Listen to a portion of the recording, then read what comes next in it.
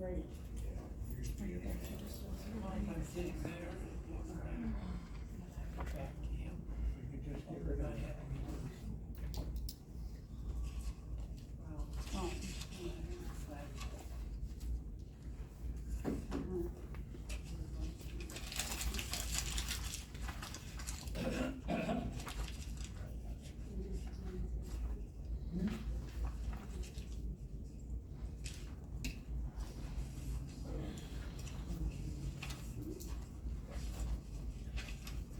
Okay, well, I have. Okay, it's 8:30, I'll call the meeting to order. First thing on the agenda is approval of the minutes from February 15th. I'll move to Okay, the motion's been made and seconded to approve the minutes from February 15th. All those in favor say aye. Aye. Opposed, the same, motion carried. Okay, public comment, limited to 5 minutes. Any public comment? Yeah, I guess no one else wants to. Go ahead. Oh, you go ahead. Nope, go ahead. Okay. We have a good animal shelter. Not perfect, but this committee and the community keep working to make it better. At this meeting today, we're considering plans for a possible shelter addition. But how do we fundraise and get enough donations when negativity of a few taints the good efforts and image of our shelter? I'm angered by people that express opinions on social media as though they are experts with simple solutions when they don't really know all the facts or the complexities of the issues. I'm tired of the statements, we're one of only 2 county-owned animal shelters in the state, or we're the poorest county in the state, being repeatedly thrown out as accusations that there must be something wrong with our shelter's operation or our county's ideas. I suggest we need to look at the bigger picture. I did some comparative research into other counties in our area and found that even the Humane Association struggle with staffing and hours open to the public. When you have time to look over the handout titled List of Counties in Wisconsin with County Seats, you will see that our shelter's open hours are pretty similar to, or even better, than some of the care facilities around us. A few are open by appointment only, or like Chippewa Humane Association have definite restrictions. Even the Eau Claire County Humane Association says adoptions and surrenders are by appointment only through this summer, while they finish construction of their new $6.5 million, 15,000 square foot facility, funded by donations. That's an unthinkable task for us. But that's the advantage of having a population over 100,000 and the 10th highest median income in the state. You can refer to the handout later. Similarly, let's look at Madison and Dane County, with a population of 563,951 and the 3rd highest median income in the state. Rhonda Stevens posted on Facebook, "What's up, Ladysmith? I live in Dane County and their animal shelter is open both Saturdays and Sundays with weekly hours from about 12 to 7 p.m. The Rusk County Animal Shelter is only open to the public 12 hours a week. It is closed on weekends and is never open after 2 p.m. Well, Dane County's population is 49.5 times larger than Rusk County, and its median family income is $44,169 more than Rusk County's. Of course, the Dane County Humane Society has the ability to easily be an exemplary nonprofit with plenty of funds, staff, volunteers, and programs. They also need to be open lots of hours to serve their huge population. Rusk County, on the other hand, doesn't have the income levels, we're 3rd lowest of state counties, to continually support a nonprofit humane society, even though Ms. Stevens suggests in her post that our county and Ladysmith should be giving that concept a very hard look. By the county city residents paying taxes to support the animal shelter, just like for the library, police protection, highways, and schools, we share the costs of services we couldn't otherwise afford. Services that benefit the whole community. As far as poverty level based on a percentage of families in a county, Rusk County is not the worst, as we might tend to believe. Milwaukee County, with a population of 928,000, 509 has the second highest percentage of families below the poverty level, and its median family income is only $8,800 more than Rusk County's. Rusk County is rated 22nd, and Jackson County is rated 21st on the poverty table that I've given you. These economic factors contribute to these three counties having actual animal shelters. Milwaukee County has MADAC, Milwaukee Area Domestic Animal Control Commission, that holds monthly committee meetings, just like this Rusk County Shelter Board. The Jackson County Animal Shelter is owned and operated by Jackson County and the city of Black River Falls, a city with a population slightly larger than Ladysmith. Jackson County also has a humane society that helps the shelter. Each of these animal shelters operate in a way that suits their specific community needs within their economic constraints to serve the animals and the public. The last question on Ms. Stevens' post asks, are the animals in Rusk County being helped in the best possible way? My reply is yes. We only have to look at her Dane County Humane Society's mission and values statements. Their tagline is, helping people help animals. And that is definitely the philosophy Dawn, our shelter manager, promotes in her work. Like Dane County's adoption guarantee, this shelter board recently passed a policy not to euthanize animals on the basis of time limits or space needs. Like Dane County Humane Society's stated values, we should strive to be compassionate, respectful, and empathetic in every decision and interaction, and nurture an organization that values our employees and volunteers. Accountability for shelter operations is important, but we need to stand up against individuals who are self-appointed regulation cops searching for problems. I'm not willing to fund a new shelter addition if we don't stand up to an individual who for some reason has a big chip on her shoulder and a sledgehammer on her other shoulder, willing to demolish our animal shelter's operations and think that the empty building could be sold to Saving Grace Animal Rescue. That behavior is a betrayal of all the community's hard work to raise the $255,000 to get our shelter built. Enough is enough. Okay, thank you. Any other public comment? I would like to see the one person from the animal shelter present at rabies clinics. It has been done in the past.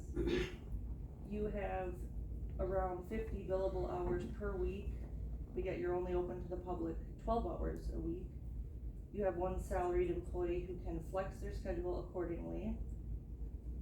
So I see that it would be wise to have someone there licensing animals. I would like to point out that other departments within the county find time within their schedule to be present at the farmers markets to promote their department. And I'm not asking the animal shelter to be present at the farmers market. I'm asking you to be present at something that generates revenue into the shelter's budget, and that is through selling licenses. The other departments within the county that find time to be present in the public in which they serve are Health and Human Services, WIC, Land Conservation, and even the community library. They have all found time in their busy schedules to be present in the public in which they serve. Also, I would like to point out that the city has an ordinance on cat licensing, which is again direct revenue for the shelter. Yet no cats that were adopted out within the city limits were followed up with to be licensed. None that were reclaimed from the shelter that resided within the city limits were cited for cats at large, because the city does have an ordinance and you are contracted with the city at 40% to uphold their animal ordinances, and they are not being done. There is no excuse. It is in black and white. I would also like to cite something from the legal contract you guys have with the city, because on the 27th, Mr. Wedwick misinformed the entire board of a section of the agreement between the city and the county. This is section D. It is agreed between the parties here too that the shelter board, as established pursuant to this agreement, has no authority to incur obligations, enter into contracts, expend monies, procure services or goods, or otherwise obligate the resources of either the city or the county beyond the annual budget for the animal shelter approved of both city and county and adopted by the county pursuant to section 65.90 stat. So I believe the city attorney will be sending you guys a letter in regards to the job that was approved and wasn't consulted with by the city, as the city already had their budget approved for the year 2024. So I don't believe you'll be seeing a cent for that job this year. However, the costs will be given to you in the year 2025. Also, it has been talked about that it is being promoted within to Nicole Skripek. So a few of your applicants, who I'm sure you will be interviewing with, will be questioning why it was posted publicly when it's just being promoted within.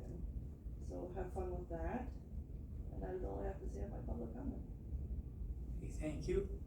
Any other public comment? One thing, it should be noted, a mistake was made in that, the shelter does not receive,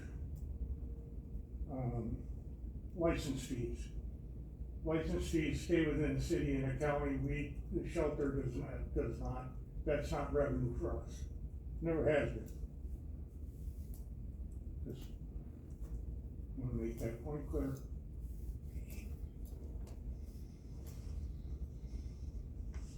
Any other public comment? Anybody?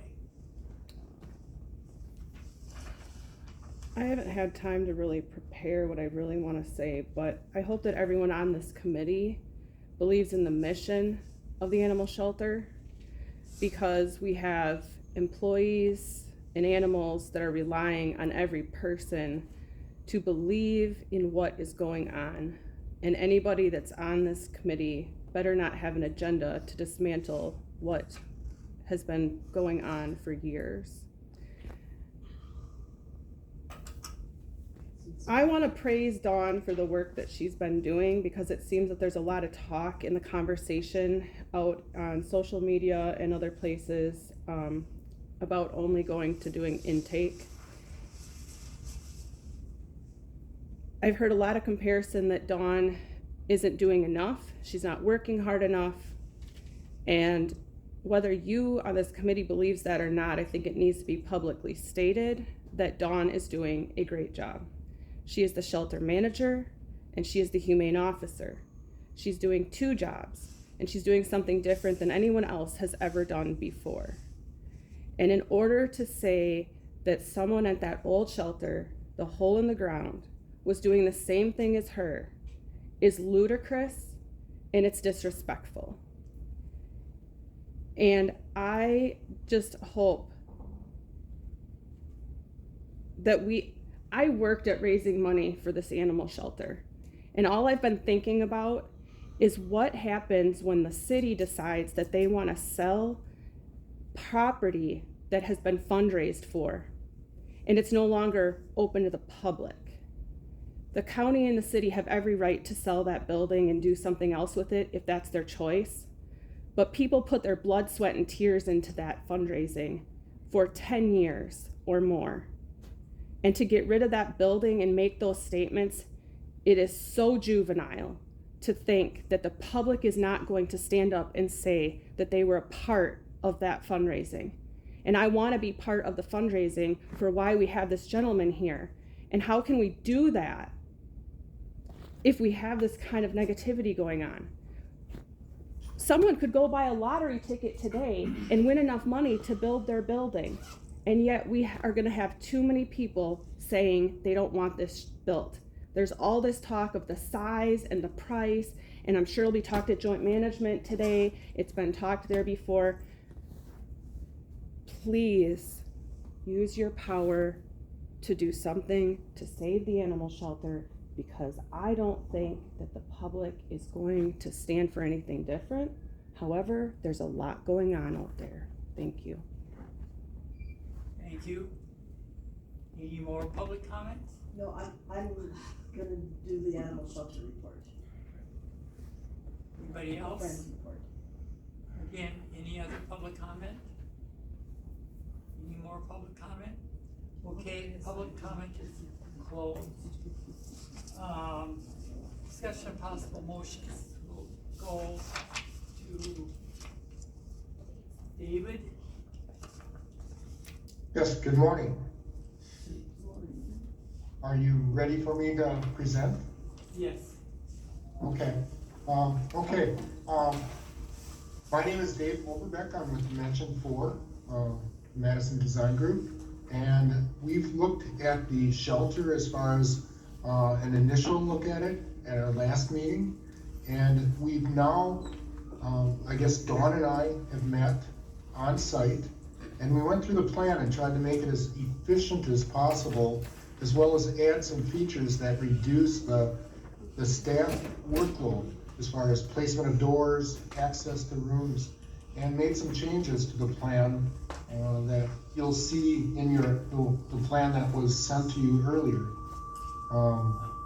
Our goal for today's meeting would be to review the updated schematic design and then look at the scope of work and the projected budget for the addition. And then evaluate any proposed improvements and discuss any final adjustments that we'd like to see in the plan. So what I'd like to do is go through some of the changes on the plan, and I'll share my screen with the plan, and then we can go over those.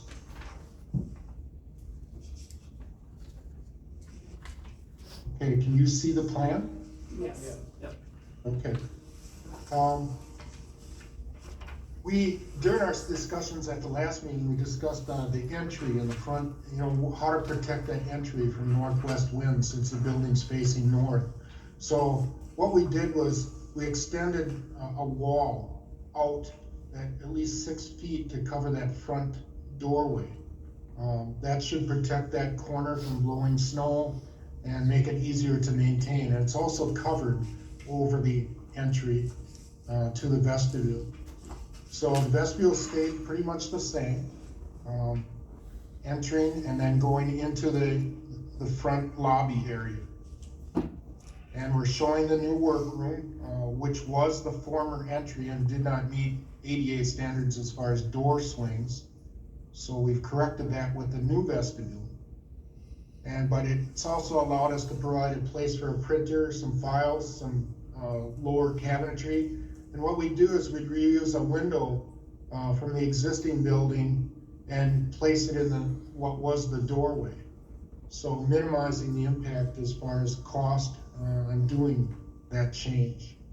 And then fill in the existing doorway. Then as we go into the existing facility, we made a few changes. One was to look at what was the dog meet and greet area, which was being underutilized, and then look at closing off that doorway, and then adding a new opening into that room and using it as a staff area. Something we were looking for in the original design. So that allows a nice area for staff to get away from things for a few minutes, possibly have a coffee pot or area to rest. The food and prep and wash area pretty much stays the same. So no major changes there. The mechanical room, we'd still provide that opening and then create a mechanical room in the previous food and prep area. And then the food and prep area, we'd add some cabinetry where the cat cages are right now. Upper and lower cabinetry for more storage. The plumbing would stay the same. And then we put a doorway where the existing window is into what we're calling the cat condo area, the cat cage area. We have room we changed this a little bit, reduced the amount of windows. And we proposed to put the existing window, which was where the door is, on the exterior of the building, also trying to minimize some of the costs. But we have room for at least 10 of the cages. Right now there's 9, but would allow access directly into that area from the food prep area and the storage area. Then one big change that was made is we redid the cat isolation area. And we put a doorway so that food prep area is now can go directly into the cat isolation area, and then we eliminated the door that was here and moved basically the cages around the corner. We also proposed to put a cabinet and a sink in there to service this area, so you're not running back to that food prep area. And then that allows us also, we put a hose bib on the exterior of the building since we're bringing water down to that area. And a 3'6" door, so these cat cages can be moved outside onto a concrete slab and washed, and then moved back in. That was something Dawn had suggested, and I think that's a great idea to allow access versus bringing them out on the side, like when we had a door up in this area. And then we talked about it during our last meeting with the board, was allowing natural light from the cat isolation area into the cat condo area with a transom above the cages. So we're doing that, or have shown that, and have budgeted for that. So this area has changed to make it more efficient, and I guess less staff involvement, and as far as time going back and forth or accessing it very easily to service this area. Then if we move up to that lobby area again, we have the main entrance into the cat addition.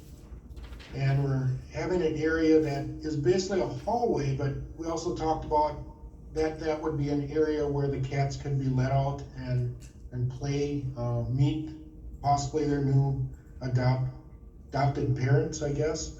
And then also in that corner, it allowed us to put a closet for toys, for the cat toys that are could be used in both the cat playrooms and this catway or cat hallway. We'd still have the doorway to the exterior, so we could go directly into this area if needed. And then the cat playrooms, one thing you'll see is that we talked about the type of doors, and Dawn suggested sliding doors, as the cats often like to be right at the door waiting for you and playing, so that would I guess prevent injury to them, as well as allow free access into those rooms and allow these rooms to actually feel bigger than having a door swing into them. So the changes were made basically again to make it more efficient, allow staff ease of access to the different areas, and just overall make the best beneficial use of the square footage that is planned for the cat addition. One thing we had to do was add about 100 square feet due to this cat isolation room needed a little bit more space as we put the counter in there and the doorway access. So that added a little bit. So we expanded the cat playrooms slightly, probably about 6 inches each, to allow for that. And then we went, so that gave us the room to basically fit everything in comfortably. We still have a janitor's closet with a floor sink for cleanup in all the area, allowing access to that very easily for all areas. And then we also talked, and when we get to the site, about how I guess the dog greet and meet might happen on an exterior location within a shelter, shown that on the plan for the site plan. Are there any questions, comments? What's the square footage of the building addition? We're at 1036 as far as square footage, 1036. Oh, just the new.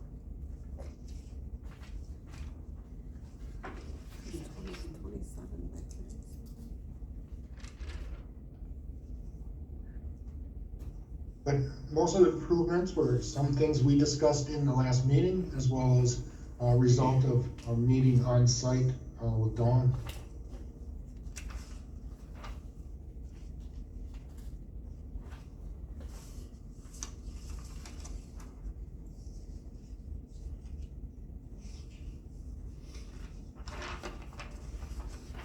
Okay. If there's no questions, I can show you more of what the exterior looks like. We've changed that slightly. And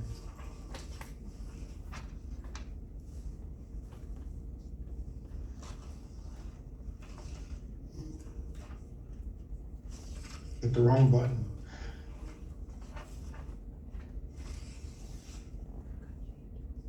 What? I think they're very hot and there's people. I didn't tell them it's sliding doors.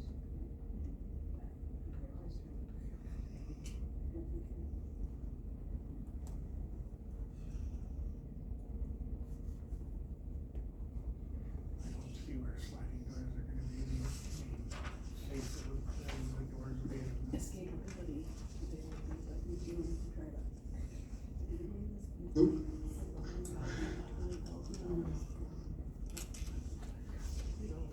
So that's basically the exterior of the building. With that extended wall out. So it's very similar to what it is. And then we also increased the overhang over the windows, as we had stated that it would be nice that when the shelter is closed that people can see within those cat playrooms, which are those windows there, the 3 windows. And then you can see the window as you go in through the entry, that you can see into one of the cat playrooms. That's the existing window in the room presently, so that would stay in place. And then the side of the building, pretty much the same, the doorway to the exterior, and then the 2 windows into the cat isolation room. Both of the existing playrooms would be gone.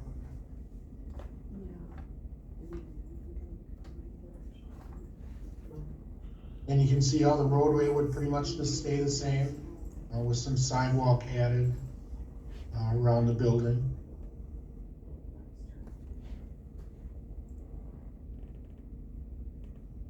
And then the interior of the building, this is where the staff area would be. We'd add some counters along that wall and put that window where the door would be. And then the different rooms, the cat play rooms, cat isolation room, and then the cat cage area.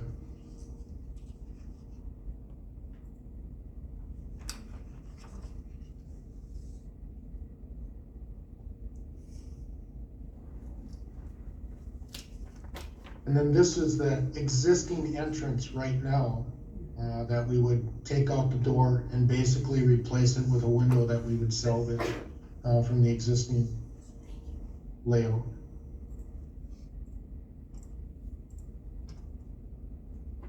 So any questions on the exterior?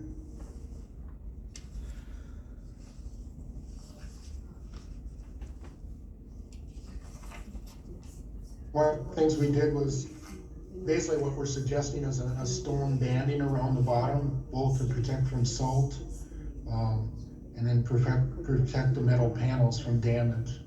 So we're incorporating that into the entry as well as around the building.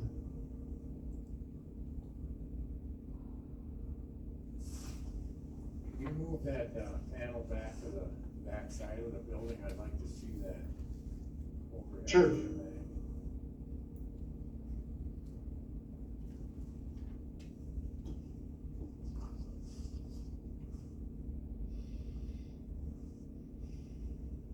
Right there in that corner, right there in the corner of the existing building and the new building, we had that air conditioning unit thing.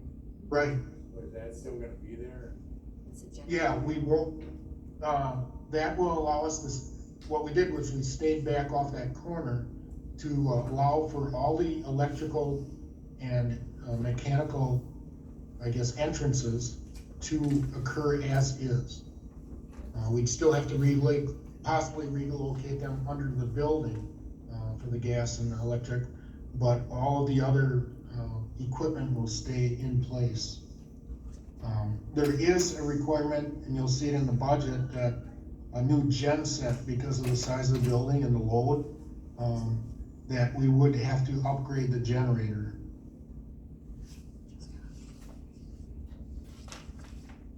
That But- platform, out of the dog run, the one that suggested, that's that cement platform all the way along the Right. existing building, right, where it comes down. Right, that's already existing. And then we'd also look at this door, there's been discussion about that drifting. We'd probably wanna put some type of screen, and we've gotta look at what we would do there, to stop that, and where it's actually happening, whether that's happening from north winds or south winds, or is it piling up against the building? But there may have to be some screening there to protect that door. But one of the ideas was to have, and I can show the site plan later, but to have a shelter, or like a pavilion, freestanding, in this location that would allow people to come alongside the building and then their dog would be brought out. And then they could meet here and then also use the play, or the screened in yard. To basically get to know them. So that's one option. It's the flat roof, you have the drain like in the middle of the back there, where's that water Right. gonna drain to? What we would probably do is look at the grades. There's a drop-in grade, you can see it by the contours, as you go in this direction. So we'd probably look at putting a scupper, we've got a scupper, but a downspout, come down and possibly go underground, to drain that water out into that area, which is lower. There's a little bit of fill to be brought in here, to raise this corner of the building, so we'd have the ability to drain that out, to a lower area. The intent is not to let that drop there. That basically do a downspout into some underground drainage.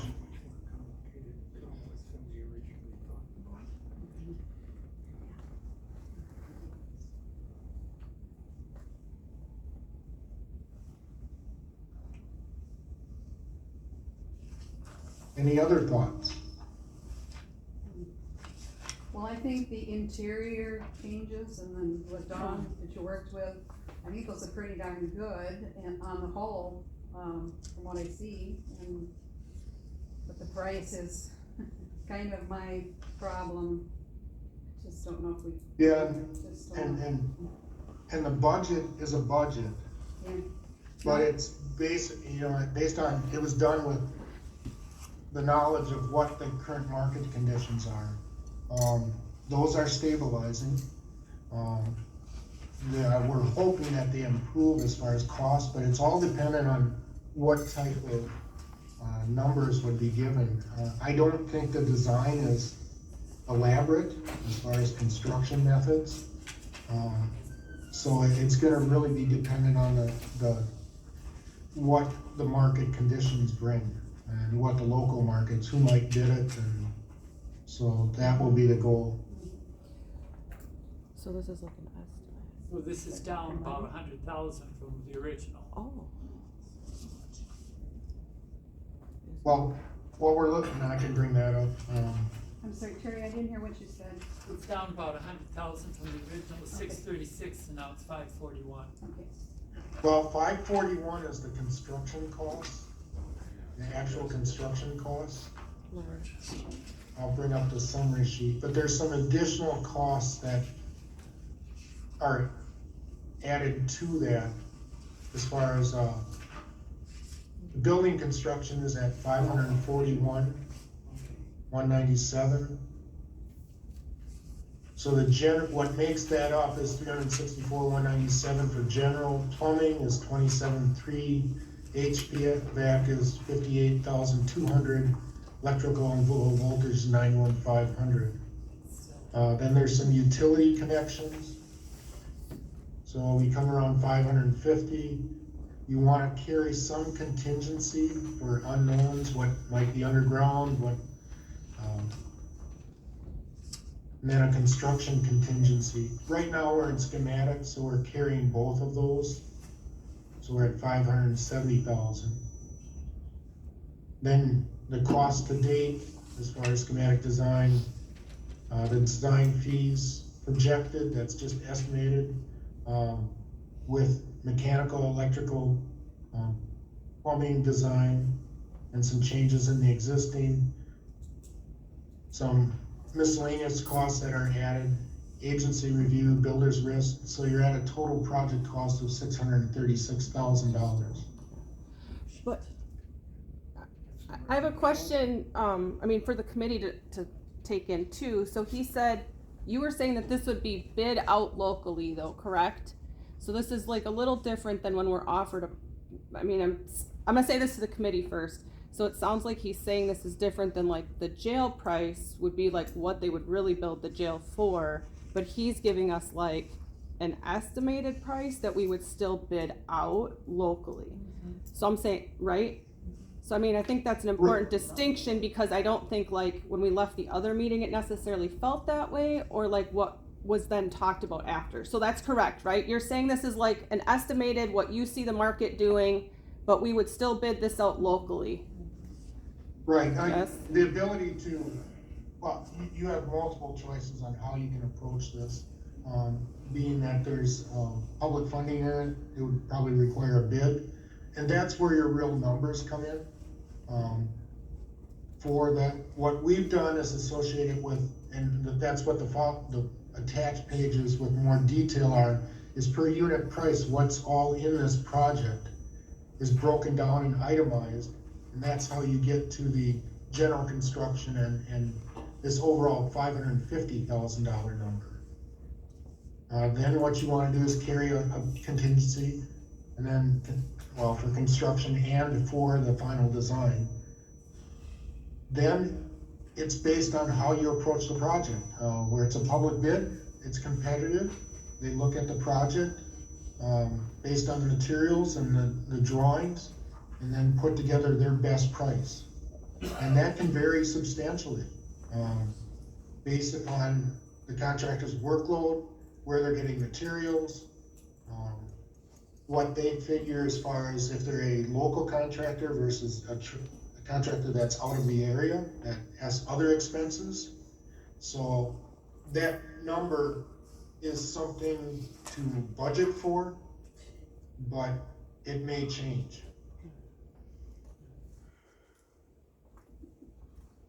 Dave, when we looked at the plan last time, remember we kind of requested that, you know, the modifications to the existing building and which we had to do for the new addition, we kind of wanted those costs to split out if we could. And I don't see that sheet here, but, you know. Yeah, we can look at that, and take those, out, like the changes to the staff, where we changed the dog meet and greet room to the place for staff, some of the changes on the interior. So we could break those out further. Well, the other thing is too, you know, like you said, the air filtration and, you know, the overall,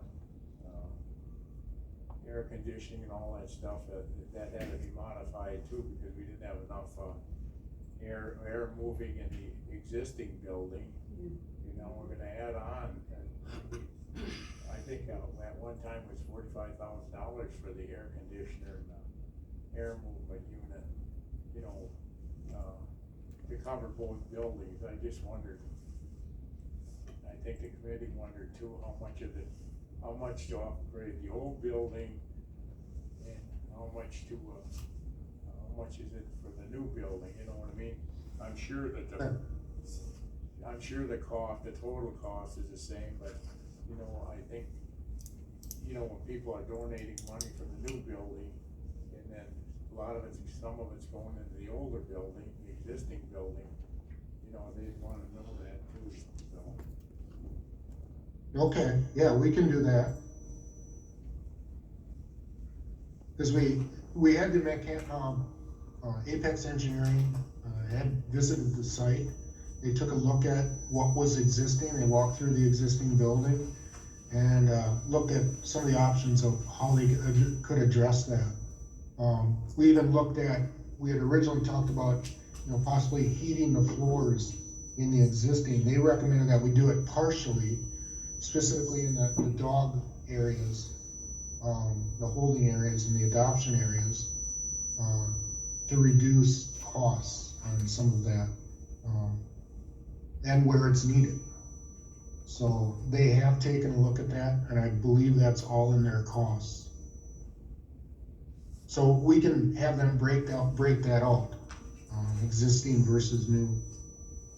Right, cause Dawn had mentioned that heated floor we got down on the, will help ability to clean it and keep the bacteria and stuff level right to the lowest level, so I just wonder if that was included in that whole thing.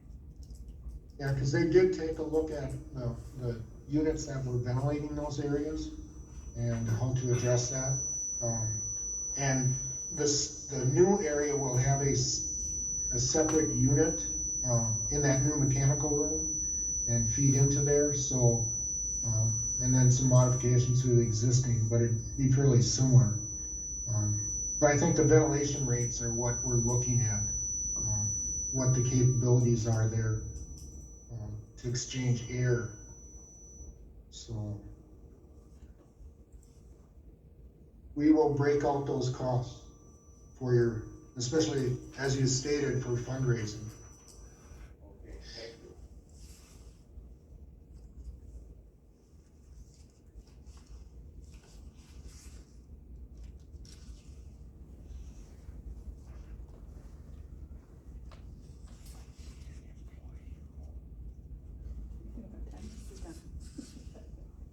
Okay.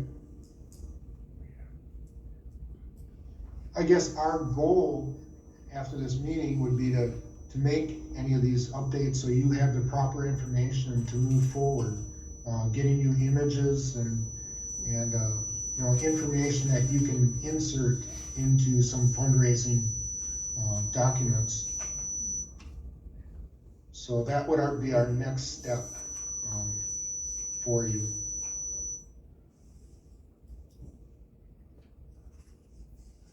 But everyone is happy with the plan as far as layout, and I think it's well thought out with the input from both the committee and the animal shelter as far as how this facility makes the best use of space. So every space is utilized to the best from what I see.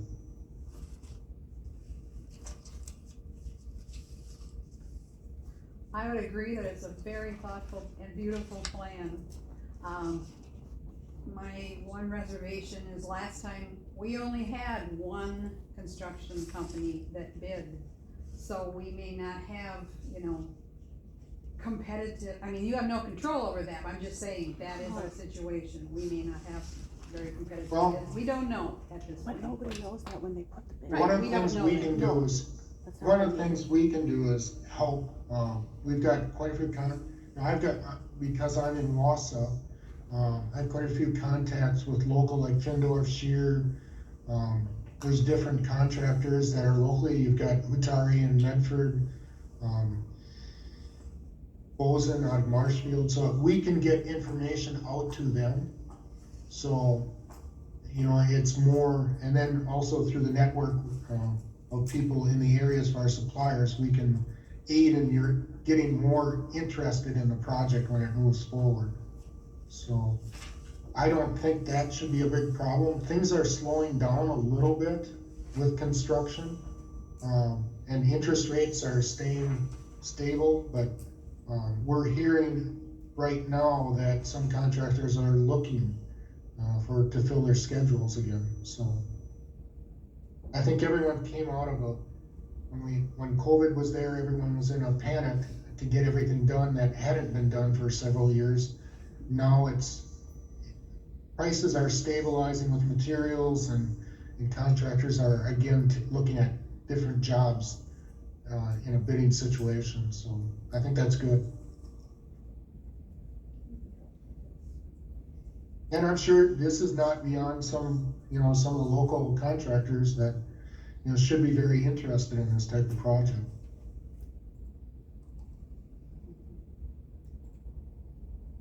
And sometimes if you're not in a rush to get the project done, that helps in the project costs, because they can work with the schedule. So we may wanna look at that as far as options. I know when I was on the city council for Wausau, we looked at a pool, and they had a very tight time frame. We bid it again, we took off $1 million off the project.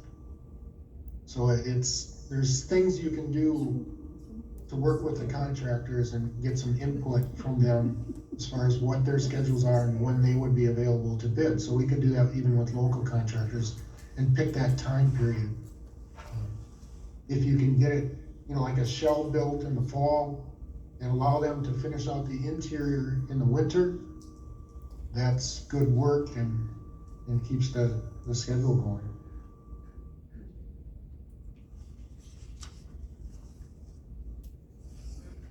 So moving forward, what's our next steps?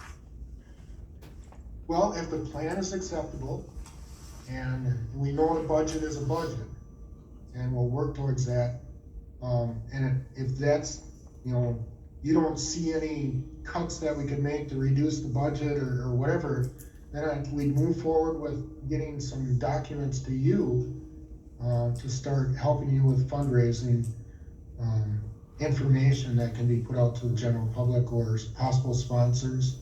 We can look at what materials might be available locally that someone may want to donate. A lot of times that will happen. But I guess the next step would be to try to figure out how to get this done.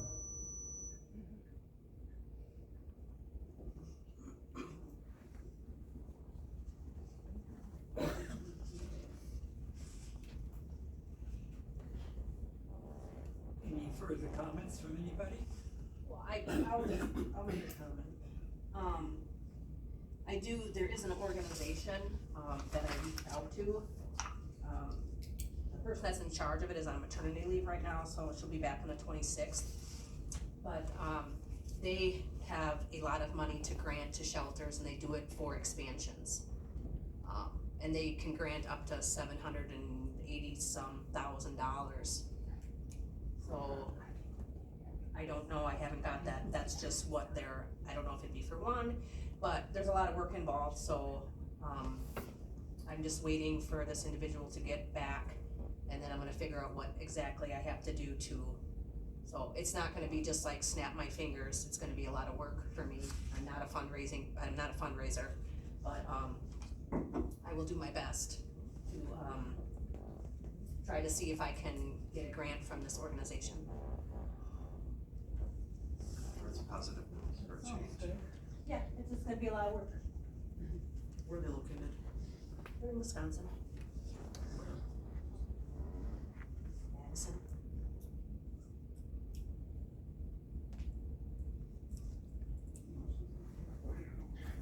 Is there anybody who you have an idea that might help with fundraising as far as putting together like a pamphlet or information? Because we can supply different materials, and I can work with you on that. And I've worked with the Merrill Historical Society, which we put on now an addition to a building, renovated the existing church into a facility, and then put on another storage addition. They had looked at phasing the project in the 3 phases and ended up raising the $1.3 million in a small community to do that, and then put on another addition of another $700,000. So it was a matter of getting out and talking to different people and possibly doing some presentations about why it's needed, what the benefits are, what it will do for the community. So Do you think that, sending some kind of mailing, like, cause I can, we have a lot of people that have adopted from us. We have a lot of people in our system. maybe doing some mailing type of thing as well, plus Facebook, our websites. Yeah, I I think, mean, a lot of people that adopt from us do, you know, they have come into the shelter, they see it, you know, a lot of our volunteers see it, a lot of our, people that donate money to us, you know, come in there. So I'm just thinking if, because I probably could, I mean, I know I can get the adoption list, and send out mailings to people. I mean, I know that it might help. yeah, I know that we are on, we get people that, donate after their wills, so, as well. But maybe a mailing, Facebook post, website. I mean, I'm in charge of Facebook and the websites, so that would be me putting all that up there. And I can do a big mailing to people as well, giving them information that we are looking to get an addition. It might help to, you know, have some testimonials from them, just statements about their experience at the shelter. Yeah, I could probably get some, I have to call some people. Okay. I guess, excuse me, but I'm with the Friends of the Animal Shelter, and that's what we wanna do, is help raise money for this, but to tell you the truth, I think that's, first we have to decide, yes, we wanna do it, then let's just have a separate, we could talk like this for about an hour, and I know there's other things to talk about, and then ask you questions, so it's almost like a whole separate meeting just on how to make the money happen, so then we can kind of move on to the next agenda items, knowing that, okay, that's our job, let's figure out how to do it, but let's talk about this later. In a separate meeting. And You know, no things like, no disrespect to you, you know, to wanna like move on, but, you know, now the challenge been put forward and now we gotta figure it out. you know, things like open houses, things like that to get the public engaged and actually see the facility. That might be an option. I honestly, and I know I'm not supposed to speak, but I honestly think too, given what we're looking at as far as our financial situation in this area, all that kind of stuff like that, I really think you should eye up that plan again for what's absolutely reasonable and necessary as opposed to what's pie in the sky and gee, if I had everything I wanted, I could have this. I mean, I think there's some things on there that definitely could be taken off of there without us suffering in any way. What things you're referring to? Well, the employee room, we don't need an employee room.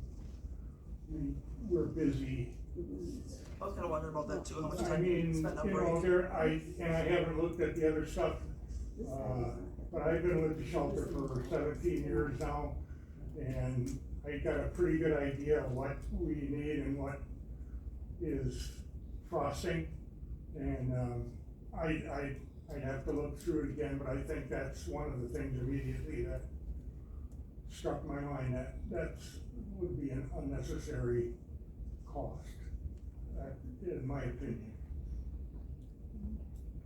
Sorry for speaking out of turn. Well,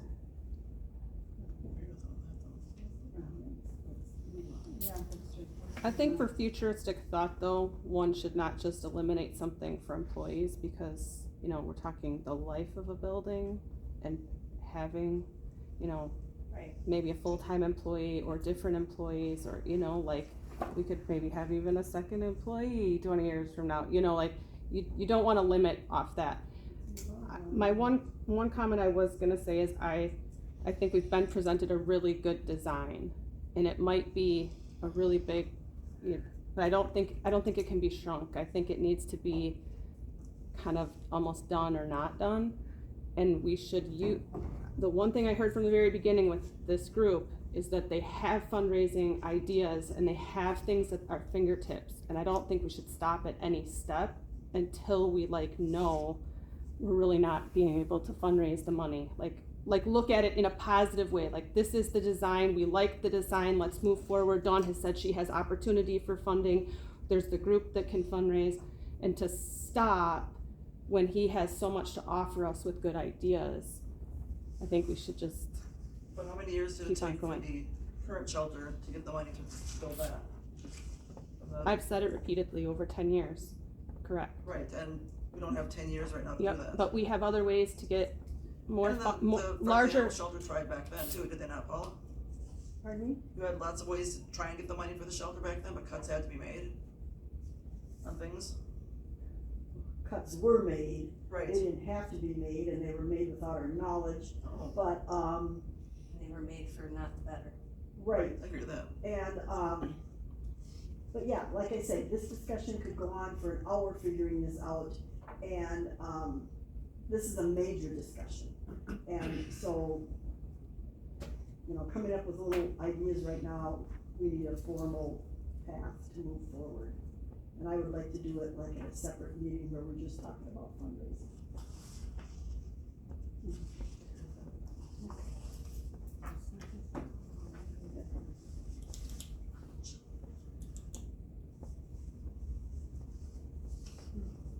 One of the options that could be developed would be whether a local contractor would put some more definite numbers to this, almost like they're taking off a bid.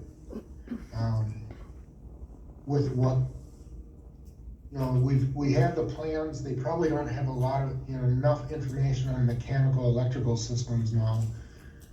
But it might give a better idea where the market conditions are at a certain time. You know, 10 years down the road, this number is, it only, as far as I've seen, construction costs don't go down. They end up going up. So we'd have to plan for that also, or, you know, 2 years down the road.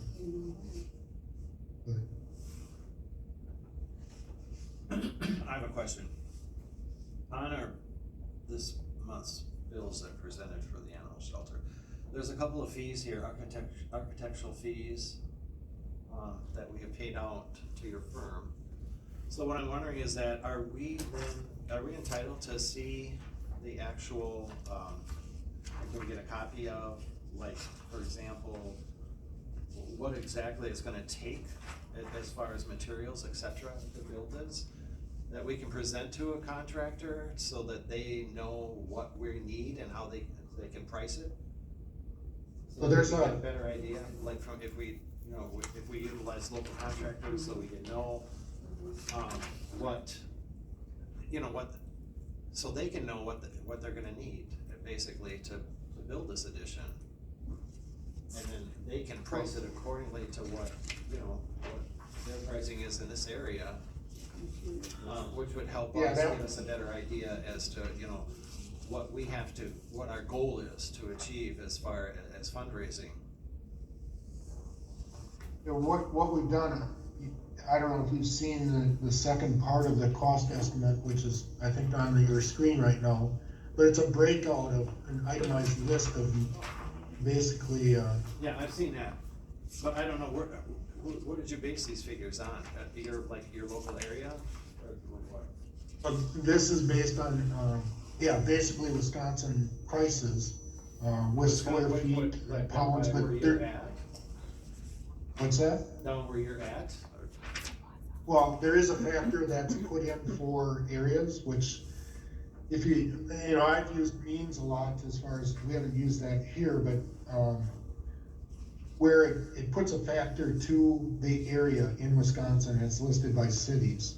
So what this has done is taken that into account, with current numbers that have both been bid out, by our firm, as well as some of that information from standards. So you can see some of the costs for specific doors or frames. Those are costs that we keep current as we're going through projects. And we're working in, like right now, Wapaka, Shawano. So we keep those numbers fairly up to date, with budget numbers. But what you're gonna get from a contractor in Ladysmith or in the immediate area might be slightly different, depending on who supplies them. Whether they're a large supplier or not a large supplier. Like in Wassa Supply is a huge supplier of materials. So they're not, the materials are typical and widely available, so it's gonna be a matter of how well that contractor's buying power performs and the numbers he gets. They charge different prices depending on what level the contractor's buying at, so we can't control that. For example, on your breakdown here, just looking at, like, okay, caulking for door frames, 8 units, $50, $400. Now, if we have a contractor look at this, how is he gonna know, you know, what? Or, there was, charges on here also for doors, etc. You know, we don't know, if we were to show this to a local contractor here, we don't know what size door you're looking for, or what, Yep. you know, what the specs are, etc. And how our prices here would compare to whatever you based your prices on. I mean, Right. we could look at, your prices could be significantly inflated because of the area where you gathered your information from. Whereas up here, it's very possible that some of these fees would be reduced, which would lower our cost. The main thing that would probably change would be the labor costs that are put into these numbers, specific to different contractors. So to get the right information, that's the next step, is you go into design development or construction documents where all of that is listed. So there is no question about what door manufacturer is provided, or the standards or the performance specs for that door and frame. Say it's a welded frame, it's a wood door, it's oak finish, or it's similar to what you have now, which is what we've looked at as the Curie 707 doors, that are specific doors that would match yours presently.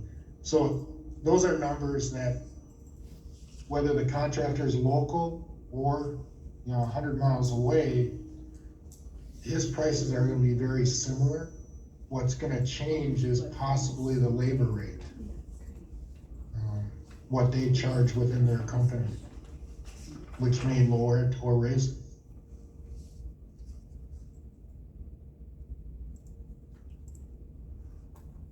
But right now, you don't have the information that you can bid this project out. You would need more detailed plans.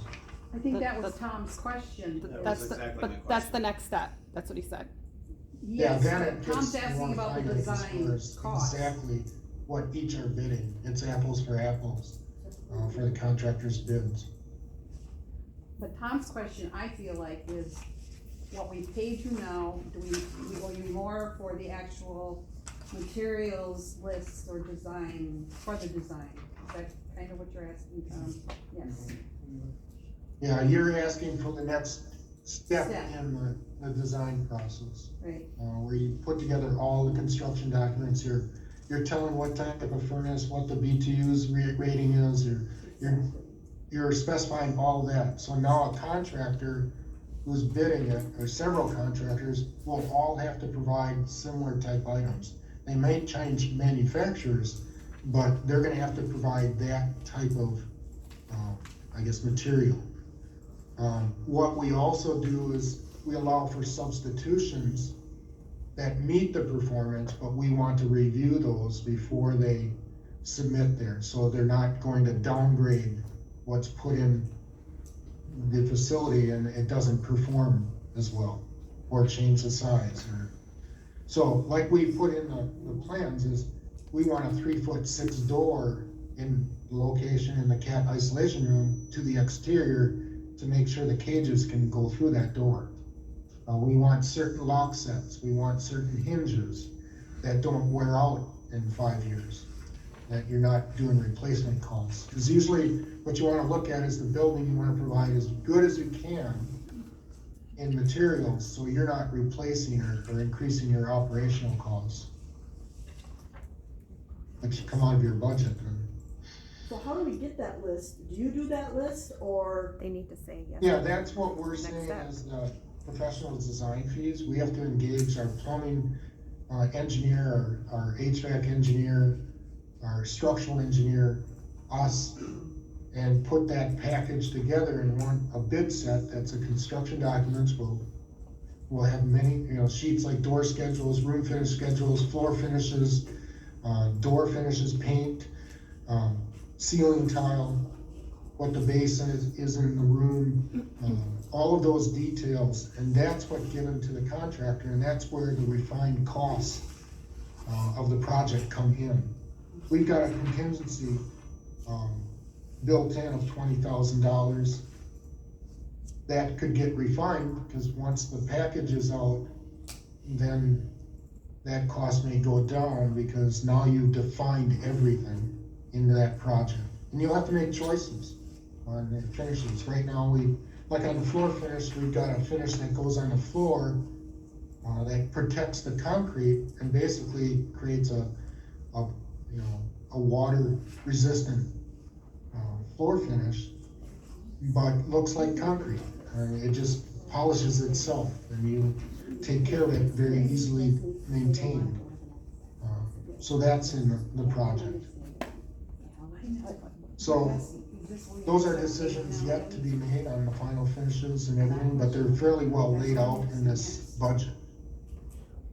Okay, so are we then going into, on your first page, professional design fees, the 52,500? Have we used up the 6,500 or what? I didn't see, Tom, the amount that was on the budget, that we have to pay. Yeah, the 52,000 is a budget item that we give you a proposal for, based on this design that you should budget for. That will include all the construction documents, the bidding process, and the construction administration of looking over the project while it's being built, to make sure that they will be doing submittals to us to review, to make sure what we've specified is going into the project, and what we paid for through the bid is going into the project. Working with them on any questions. So that's a process in itself. That's not extensive in this type of project, but as us looking over that process. So the next step is for the committee to decide whether or not they're gonna take that next step. Is that right? Yep. Right. And then I think what they're wondering is, does it cost more money to go to the next step? Right. That's what they wanna know, cause right now I think Where we go then. they're wondering. So yeah, according to our bills for this month that we presented to approve, we have a couple of charges here that come up to $4873.50. And that So is out of that. just for this drawing I'm looking at right now, or does that include incident, or does that include specifics for contractors to make their bids on? No, that does not include that. This is So schematic how design. much more are we looking at then to get that information? That's where, if you look at that 6,500, that is to bring it to this stage with a little bit more further assistance to provide you with the information to fundraise. That's that 47, whatever 80 that you've been billed is out of that that's out of the 6,500 that's in the budget already. So that does Now, not the two- include any specifics that we can give to contractors so they can, and if it doesn't, then how much more can we anticipate then, so that we can That's- actually, figure out. That's a 52.5. Right, that's in the 52.5 number. So that's in that 636,000.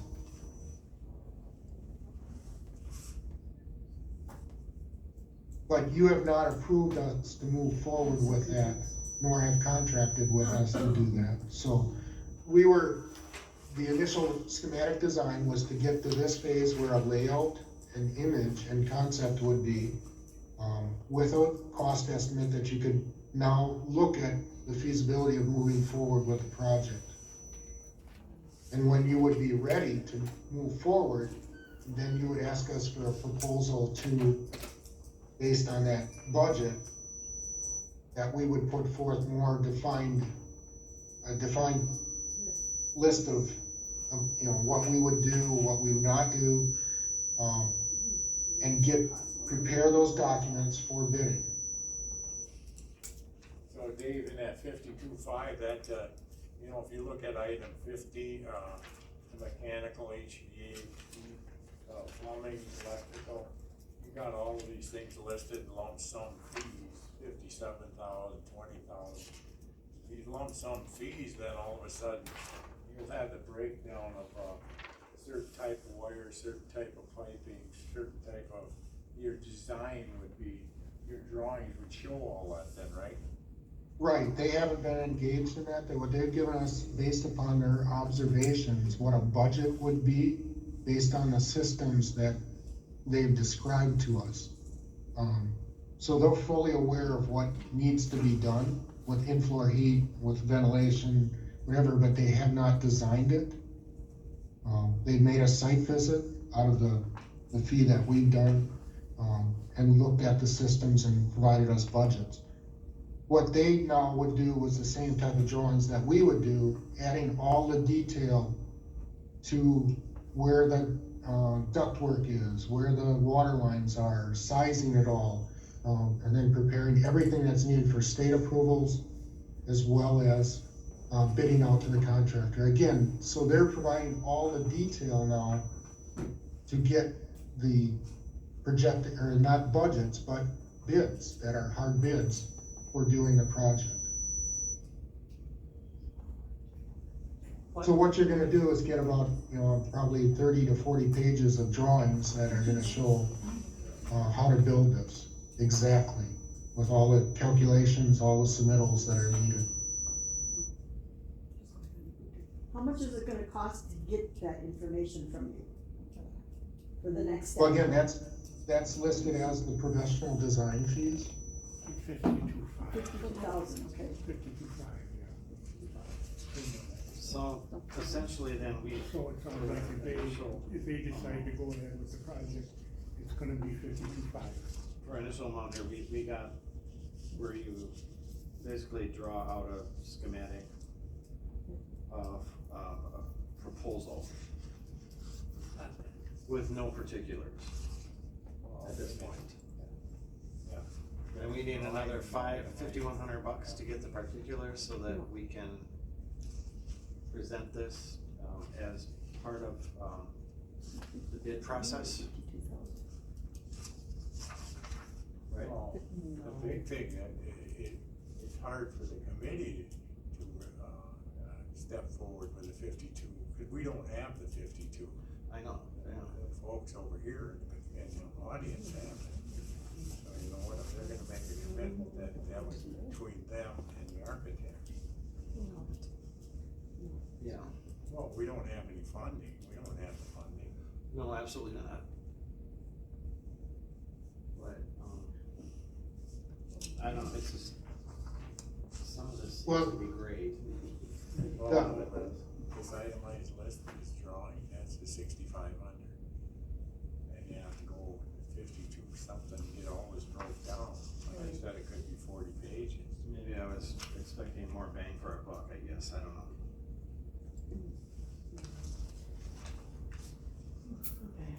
I'm not a Well, that's the builder or information contractor. we needed. Is there anything more, for the initial 6,500 that we haven't received yet? You said something about some advertising or, Well, what we would do is help you, usually in the fundraising process, what you have is a layout of what the building's gonna be, an image of what the project will be. You would put enough information so that the project, people reviewing the project who might be willing to fund it would be able to see what the intent of the project would be. Absolutely, we would need need that. Then, what I recommend is the fundraising almost has to start before we get involved doing all the details. You have a budget, and you have the schematic layout and what the project entails. We will help with some descriptions of the project, finalizing the schematic design as far as this is what it is, help with some graphics as far as what you would need for fundraising. And then you could move out into the community or whatever and develop, I guess, possibilities as far as where the money might come from and look for that. Then, if you get to a certain point, then what you wanna do is say, okay, we need to get this ready to bid. Because you have to have the funding available before you go out for bid. Cause usually the contractor's gonna give you a number, and their prices are gonna be good for a certain amount of time until you give them the notice to proceed with the project. So you usually wanna give that about, from the time the documents are done, 30 days from the acceptance of the bid, you should be writing the contract to move forward with construction. So that commitment is required at that time. So you're not really ready to move forward with the final documents. You really need to start that fundraising process to see if it's feasible to do this size of project. Otherwise, you're kind of wasting your money. Hey, David, one thing that we have to factor in on this whole thing is, we have an existing building. The city, county has a certain percentage to take care of that building, maintain it. Right. Now, all of a sudden, we're gonna put this addition on the city, county building. So whether they have a vested interest in money or not, they have a vested interest in what this building's gonna look like, this addition. You had that aerial view of the building. I don't see Sure. it here, your schematic drawing with the overhead. The big thing is the city and the county are gonna wanna look at that, even though they're not funding it. They're gonna have to eventually maintain it. And I think that, probably the next step at the city and the county would be to look at this drawing and, not that they have to give the blessing just for the fact that they're not funding it, but they have to give the blessing that, hey, eventually they're gonna have to maintain it. And, you just don't put up a building next to a building that somebody else owns, even though it's donated funds, without those folks knowing what it's gonna look like. So that would be the next thing, and then go to the fundraising. Even though we don't have any funds involved in it, they're gonna wanna take a look at that drawing right there, on the outside and maybe the inside here, and just say, hey, okay. And we also have a joint management board, of city and county made up in one committee, but I think, to be fair, you have 19 county board members, you have 7 city council members. Them folks should be able to see that, not just 3 from the city and 3 from the county. No, I know. My experience, I'm in the county board till next week or so. I'm getting at. Right, this is what we need to do, is put the package together for the schematic design. The intent today was just to review that schematic design, see that it's okay, that we're okay with the design. Then we can we can put together the final schematic design, which then you can, agreeable that you need to go to the county board or city and show them what the proposal is. And it's just a proposed concept of what could be done at the shelter to improve conditions and address the cat population in the county. So I think that's kind of the next step before you go out and start fundraising, is you want the approval to say, yeah, this is something the county and city needs to address their needs. And then operational costs, how is this going to impact the overall staffing, whether it impacts the operational costs as far as you are adding 1,000 square feet. So there's gonna be electrical and or all the natural gas, electrical, possibly the generator. So those are all impacts to the overall operating budget that go beyond construction. So when could we get your final schematic design so we could do those steps? Yeah, all this is prepared and I can add some more detail. So, you know, that's something we can do fairly quickly and then get that to you so you can present that to various committees or the process of going through committees and getting to the county board or city council. So, Yeah, because Dave, you know how the system works, we have 2 property committees, we have joint management. And then also, Everything. we have 2 boards, so you know what, there's like 4 or 5 different levels there, but probably wanna take a look at this. yeah, because, you know, I know it comes, you know, through everything for the Marathon County Board, you know, you gotta go through the standing committees and up to finance and come up through the ranks to, get it to city, you know, county board. Same with the city. Yeah, cause once this, building is constructed, even though it's donated fund, you're gonna have an increase in operational costs on Dawn's budget.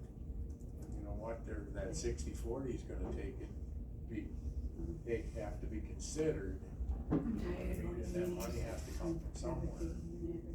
Yeah, the other thing, we just went through in Marathon County, our forensic science center, and, they started off with, you know, trying to find funding and ended up getting some, they looked at all avenues as far as where money could come from, but they also looked at how they provide services possibly for other counties. And that helped greatly as far as other counties not having to build a facility and sharing those services. Because otherwise you're taking, with forensics, the science center, you're going down to Madison or Green Bay or whatever, and that's a lot of staffing costs to do that, as well as outside costs. So I don't know if that's an option.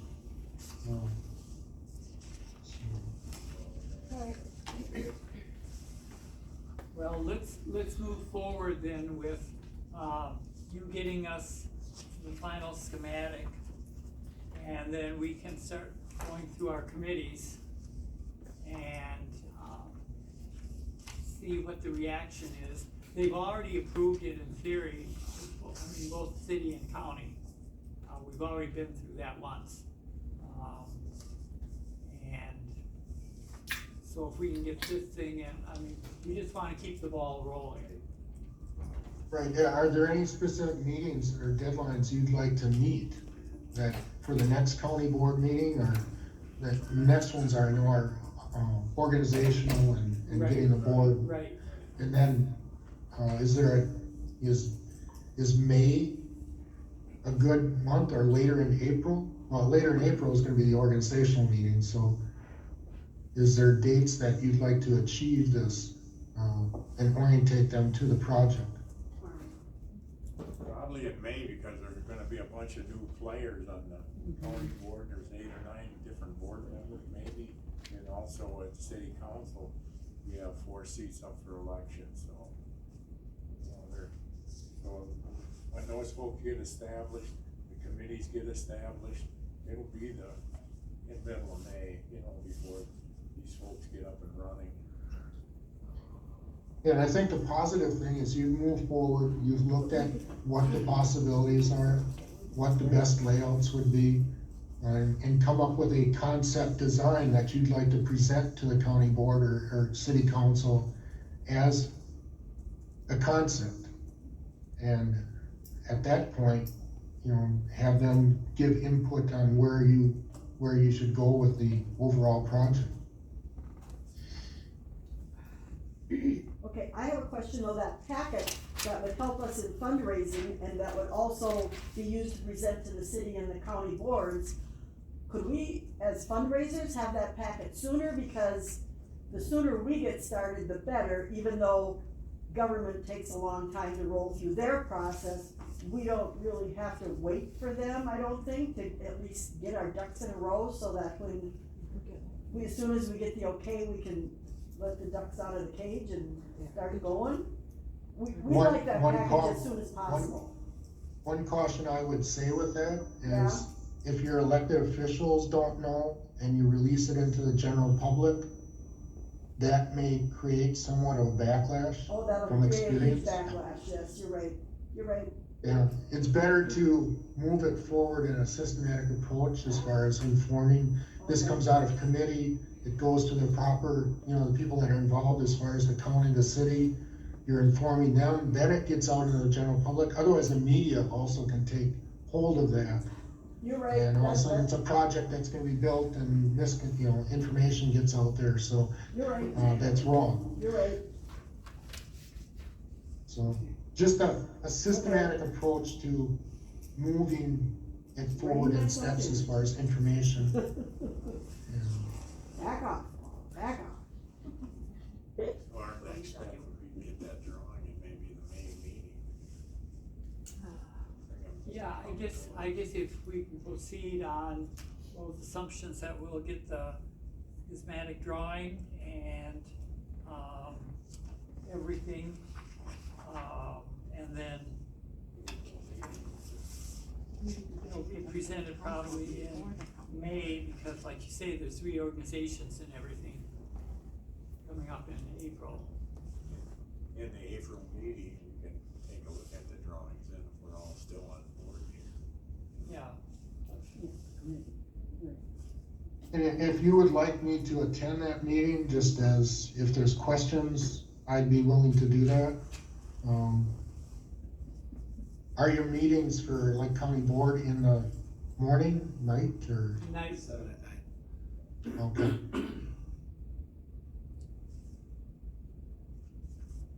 But before it got to county board, it'll probably have to go through property again. County property or joint management We're property? gonna give Dawn some additional time to pursue that grant option. Possibly we might have an update on that by And then our April meeting will be the 25th. The next animal control meeting, Well, it's April 18th. whatever it is, what do you got down there? 18th, okay. Well, then we got the schematics, stuff like that. yeah, when is your, next animal control meeting? April 18th. So my goal should be to get you a package by April 18th so you can review it. Right.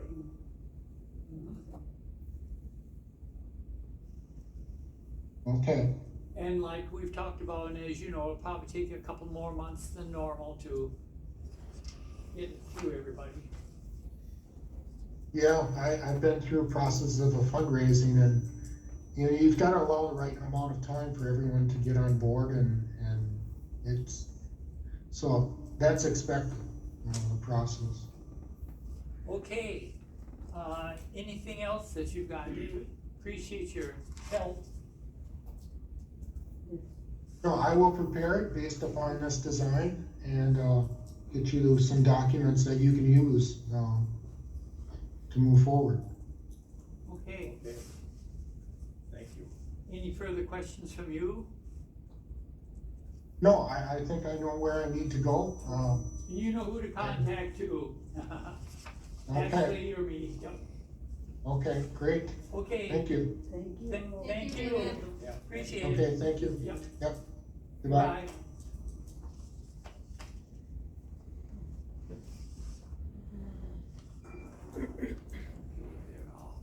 Okay, we've gotta move on here, we've gotta be done by 11, cause I've got another meeting. Okay, we've hit the first three items here really. I think, Joanne, she sent out this letter to every one of us, to the board members, about the Community Foundation for the 3930. And, having heard this conversation today, that's why I wanted that to happen first and everything. What do you want to do about that? Do you wanna put it in the building fund? Well, actually, you know, the manager and your committee really need to make the decision. I personally think after hearing this, that it would be, you know, probably a good idea To put it to put into, that $3,900 in the into the building county fund. building fund. okay, But it's your decision to make and agree on. okay, she has, this, well, like I say, all of us got it, If any of you need it, I have some more copies. if you need she's to see. got, You got she's it? got a balance of $39.30 that they need a decision on and where to put the money. And she, well, Joanne, if she doesn't do anything with it, it'll roll back into the principal. But obviously, this is gonna cost more than we had expected.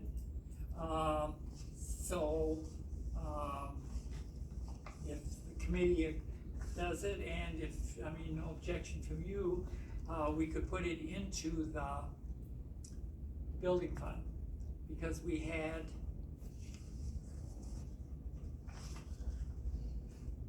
have in the building fund, no, that's the building fund has about 15,000 in it right now. That's before taking out those two charges, 7,000, right? So obviously this is gonna cost, more than what we planned on, but, since you need a decision now, I'm just curious, that building fund that we have right now, we have that in any kind of account that accrues interest for us? it's in the general, So there is, so what I'm wondering is that, Why couldn't it? Huh? Yeah, why couldn't it be in a? yeah, and then if that's I all that's think- gonna happen with this 39 some, maybe it would be better if Joanne hung on to that and had it in an account that would maybe draw some additional interest. Okay, the foundation, the Russ County Foundation is under the umbrella of the Eau Claire Foundation, and she is the person that talked to me, what do we wanna do with it? But, it only works on the, what am I trying to say, the principal. So, we're never gonna be able to get a huge amount out of that fund, depending on whether people are, investing in it, or I keep putting more money in it. This is only the second time we've gotten a payout since I started it, and I believe it was right after we started the building, so like 2017 or 18. So my idea would be that, yeah, it's not accruing money, but we aren't gonna be able to get another huge amount out, maybe even next year, depends on the market and the economy and all of that, so in the long run, it probably would be good to put it in the fund. Put it in the fund. Joanne, why don't you, because you're gonna go out and get donations for the, shelter addition. I haven't even said I'm going to necessarily, I might contribute, but But I'm saying that we fundraising. can capture a lot of, donations. This 39, whatever, could go in a separate account, cause you're gonna get a lot more donations for the addition. Why don't you start the 39,000 account for the 3,900. 3,900? Doesn't that have to go to the county? The 3,900 is, I'm sure the way it is specifically set up, has to go to the county, so, a county fund. and so I think it's best to put it in this building fund, because we know that that's the purpose of the building fund is for building or additions. So, I'll entertain a motion. Oh, I'm sorry, It's under that, proposed budget for the addition. We're putting it under there. And that's why we wanted to wait until they had this, so she knew what was going on with this. could I say one more thing though, before you make your decision? I did talk to Dawn, cause I said, that money can be used for other specific needs of the building itself, like we could have bought the, what was the 5,000 for the Air conditioning? Air conditioner, you know, like an air conditioner would be something this fund could be used for. Or some major, you know, improvement to HVAC, or whatever. So if we decide not to build this addition or whatever, we could use it, you know, for something specific that breaks down or whatever. And I did mention to Dawn, well, could we use that for the, separating the room in the back, you know, where the garage and the supplies are. But she said that there isn't a real good place to put the cages, so until we would actually, until we do the addition, it wouldn't work, but, you know, if we come up with some other plan, we can still use that money for whatever we need for the building. The point is that if Joanne doesn't make a decision now, it goes back into the principal fund, she doesn't know if they'll get more later. So, and she's gotta make a decision now, so, I make a motion to to, move the To the building fund. 3930 into our building fund. Okay, is there a second? Okay, motion is made and seconded, any further discussion? Yeah, I would say though, just make the point specific, you guys, or the committee, whoever comes later, are really the decision makers for this fund. Cause I can die and I'm not gonna be here to tell you what to do, so that is how it really is set up, so. do you want as a matter of record, you mean? Or, Well, it's probably in writing the way I set it up, I have to look on the bottom thing here. but as far as our, in the minutes from the meeting? Minutes, right. Is what you mean, or? You could say it for the minutes. Yes, they can put that in there, that it really is the committee and manager's decision ultimately, how to spend payouts. So the Or motion even is take made them. and seconded, any Or further even discussion? Okay, all those in favor say aye. Aye. Opposed, the same, motion carries. Okay, moving on, elimination of on-call animal shelter position.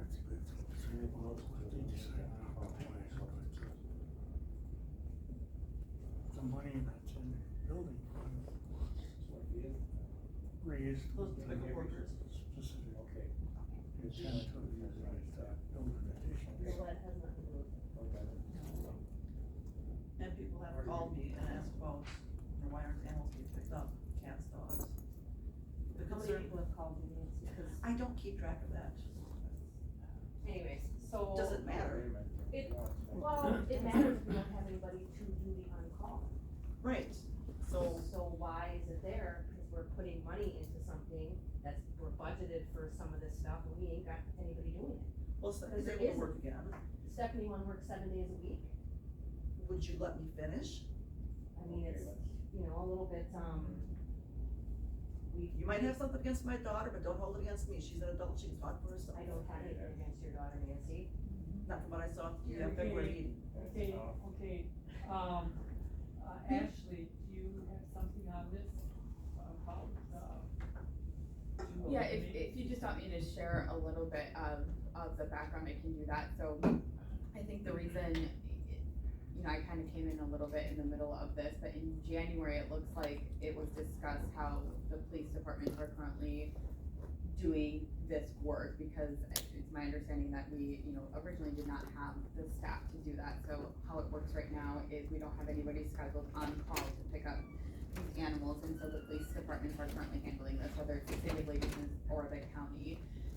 And since we are not utilizing those workers, and the police departments have talked to us about how it is going fine, I think that's why we kind of want to look at eliminating that position.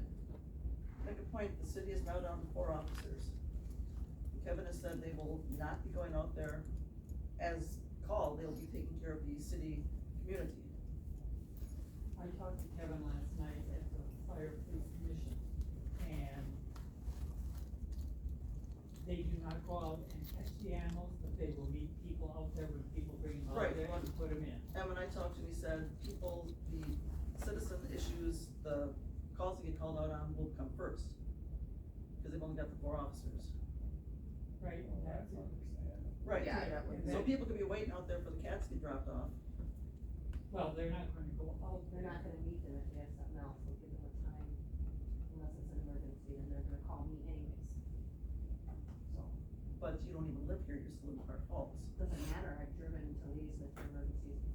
in the middle of the night several times. I think that's where we, you know, we could look at that full-time animal shelter staff position too, on if we could flex hours a little bit if there was a situation. I did talk to, the Lady Smith Police Department and also the county law enforcement about, you know, the number of calls that they're getting for this type of stuff with after hours. They pulled up their reports, they had 6 calls in the last 30 days in regards to the animals being picked up. There was 3 county calls and 3 city calls.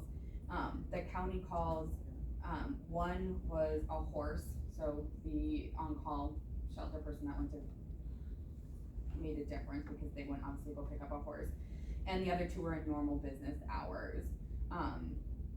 And then with the city, one is an FYI, but they were going to keep the animals. So essentially the call came in, hey, we have 2 dogs here. We're gonna keep these 2 dogs with us for now to see if we can find the owners. I think ultimately they did end up dropping them off at the animal shelter. One was at large where they couldn't find that animal anyway. And then one, the city met the caller at the animal shelter to drop off the cat. So there essentially would have been, you know, that one situation that maybe the caller, the on-call animal shelter position could have. And it's after hours though, and there's a person who has an animal and they cannot transport it. What happens then? They can either wait till the morning or they'll call me. Just look it down the phone. What do you mean they can wait till morning? If it's a cat or something, the owner or whoever finds it says, yeah, it's no problem, I can wait till the shelter opens in the morning. I've had that happen several times. I've gotten calls, and, as soon as I get to work, sometimes it's before I even get to work, 7:30 in the morning, I go pick up an animal. It's not, unless it's an emergency, there's a lot of people that it doesn't, nobody's throwing a fit about it. Nobody's calling me and complaining. And I Nancy, know, but I've had calls. Nancy, you are right There that shouldn't be nobody, calls. the police would not pick up No. a stray, so just, you Right, know, because they don't want the being crap in their car, transparent. the fleas. The only thing they would Versus- pick up is if it was an emergency situation, such as a pit bull actively fighting people, or, you know, something like that, then the police would go and take and transport that, but otherwise, you know, the policy would be that they would meet them at the animal shelter.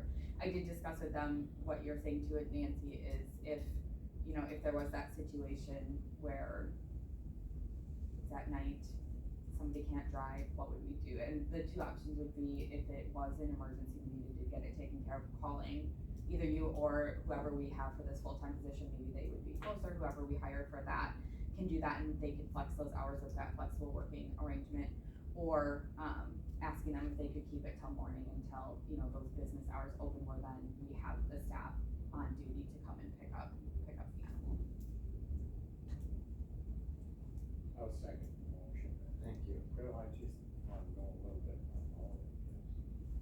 Okay, the motion is made and seconded Do we have a roll call motion, or a roll call vote?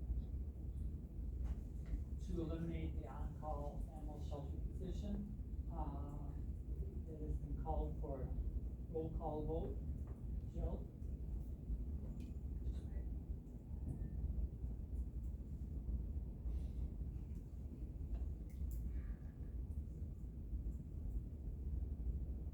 Okay, I have Mike Raymond, Yes. Tom Pluto, Yes. Nancy Christensen, No. and Terry Wedwick. Yes.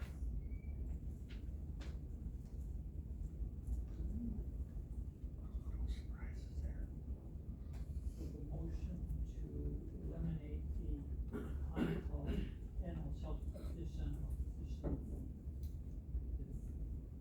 carried. Okay. Next item, moving on, selling dog rabies tags at Layton Vet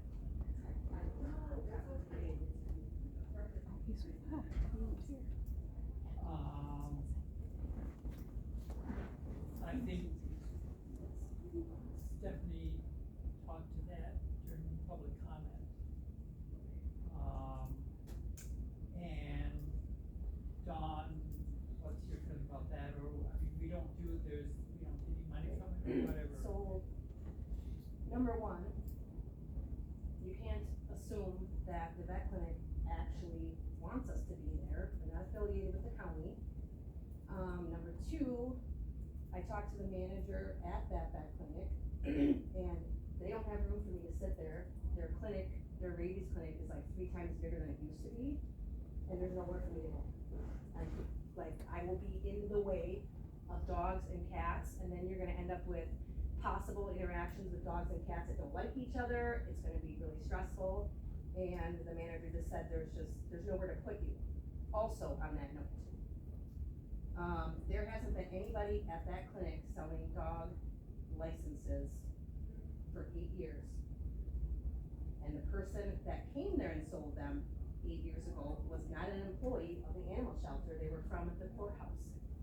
So, my question, why all of a sudden is this a big issue now, and such an issue that your daughter Who's it a dog? posted negative comments on our Facebook page regarding this, and that this clinic has nothing to do with us? It's to get, supposedly it's to get the So- shelters, I feel attacked, honestly, personally. like you attacked her at the February meeting. I didn't, Okay. listen, Don't Hey, that's enough. go after me. Okay, yeah. You wagged your finger. calm down. Big deal, And- and you're speaking out of turn. Stephanie didn't wag her Robert's finger. rules of order, she should be speaking out of turn. Yeah, but you're speaking out of turn. Hey, You just know, let hey, her talk. let's, Don't attack me then. okay, I have been attacked numerous times. Numerous Okay. times. Okay. remember, So we're I- keeping it civil, so. So the point is, I'm not going to the vet clinic to sell dog licenses because they do not have room for me, and nobody has been there. And I think it's odd that all of a sudden, right now, bam, we gotta do this, because the shelter manager is not doing her job, she's not making public appearances. When for 8 years, nobody's done it. Just out of curiosity, who was the county worker that went for that? I have no idea, you'd have to ask the manager. I don't know, they didn't give me a Which name manager? of the clinic Okay, that you just, that's right there, I'm not mentioning her name in a public meeting. it's not Gina. Might have been Carolyn that went to those. We don't have Okay. enough information on it. Okay, I'll entertain a motion to, that, the animal shelter does not sell dog rabies tags at the licensed vet clinic. moved. It's not rabies tags, it's actually dog licenses. Dog licenses, okay. Motion's been made, I'll second it, cause we don't have enough information on it. Okay. It hasn't been done for 80 years. yeah, okay. So motion made and seconded not to sell dog tags at the vet clinic. Rabies vet clinic. Any further discussion? Okay, all those in favor say aye. Aye. Opposed? Yes. Okay. Motion carried. Okay, moving on, shelter operations.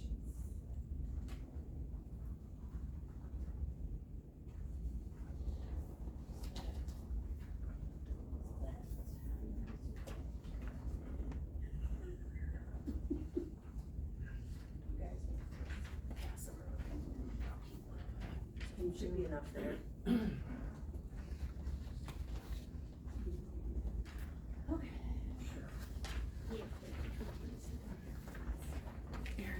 Okay, so this is current, this is a little off from when I printed it, we actually had, I wanna say, 6 more cats come in.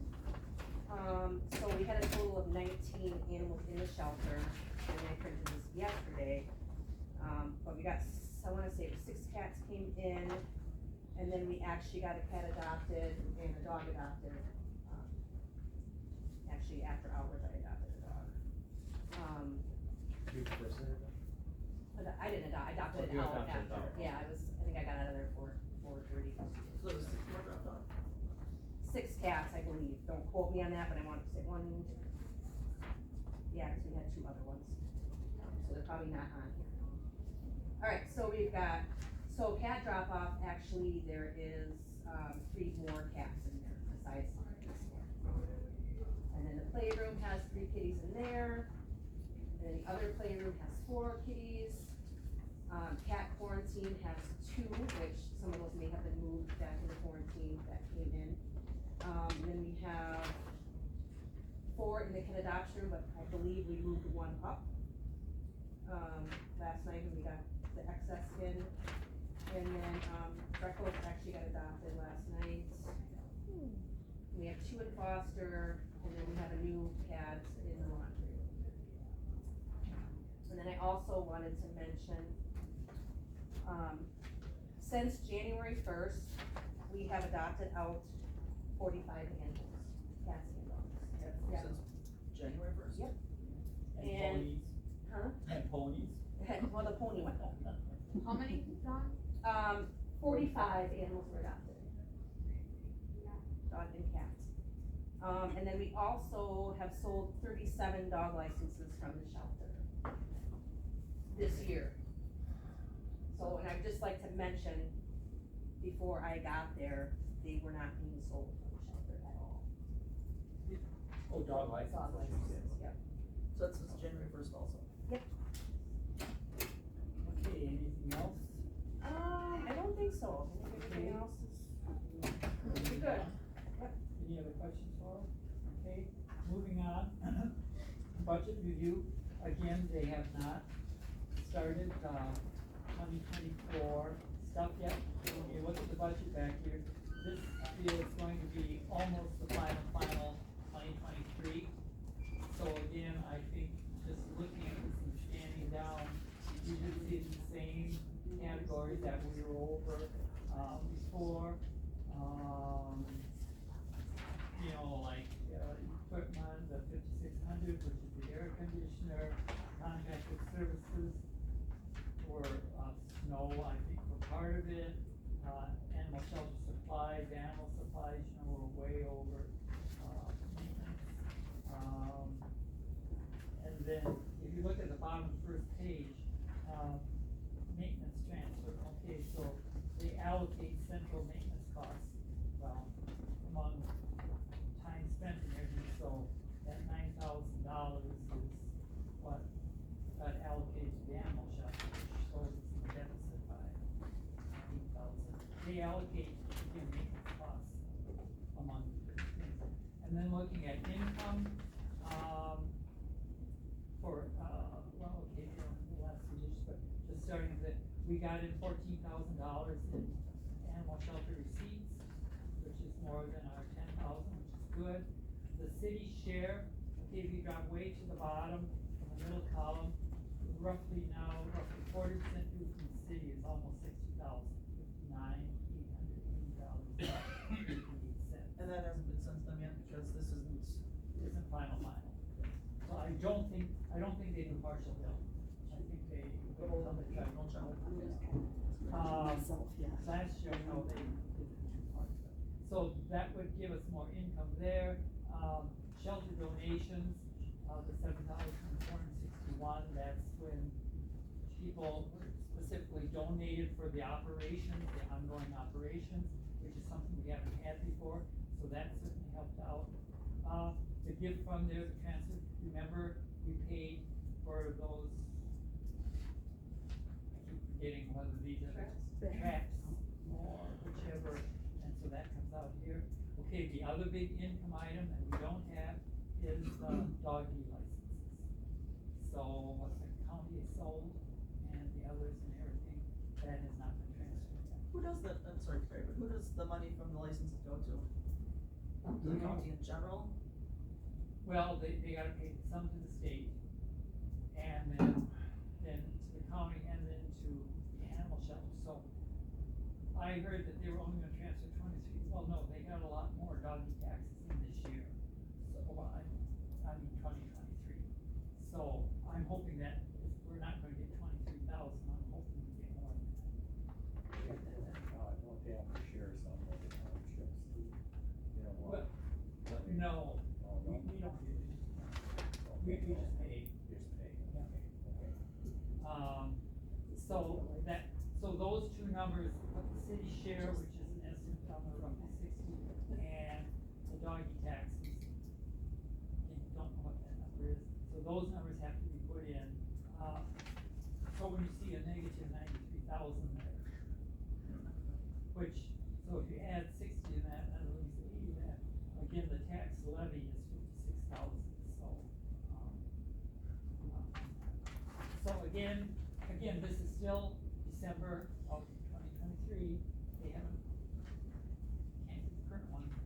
If you look at the next page, building fund, like you say, it has 12,000 in it now, but like Tom said, there's $4,500 in bills for the building. And then you can see the fund balance at the beginning of the year was 3,800, so you add it, so it's 15,800 minus what you'll see in the bills, and plus the 3,900 that we just putting in there. Next page is, the vouchers. We had only budgeted 3,000 for expense, and we spent 22. But again, we budgeted 2,000 donations, we got in 14, and you can see the aluminum cans. And so basically, we have a deficit of roughly 7,000, but our fund balance carried forward was 36,000. So we ended up with a fund balance of roughly 29 right now. Good for Don. How are the cans coming in now? Any better or? I get about almost $400 every couple months, maybe, Okay. depending on how, a lot of times people that have bars, all of a sudden, one morning I'll come in and the thing is overflowing. And it wasn't like, so it's usually every couple of months they'll come pick it up, and it's about, give or take, almost a little under maybe $400. So You have to call them. I call them pick it up. So again, just looking at this from last year, roughly a deficit of 7,000, so we have about 29,000 left in the spay neuter fund. And then in the gift fund, again, if you look at that, there you see that, remember the gift fund donations are expenses at the top, second line down, 1,191.55. That was the other gift fund that we agreed to take out of the gift fund, I can't remember if that was for the traps or for the other one, and then you. Beds. For the bed, yeah, Beds. and then you drop down a couple lines, and there's that 3,167 transferred to the shelter, as you saw earlier. So basically, that's all coming out of the gift fund, and that's what we approved. And then we got in 8,000, almost 9,000 in gift funds this year.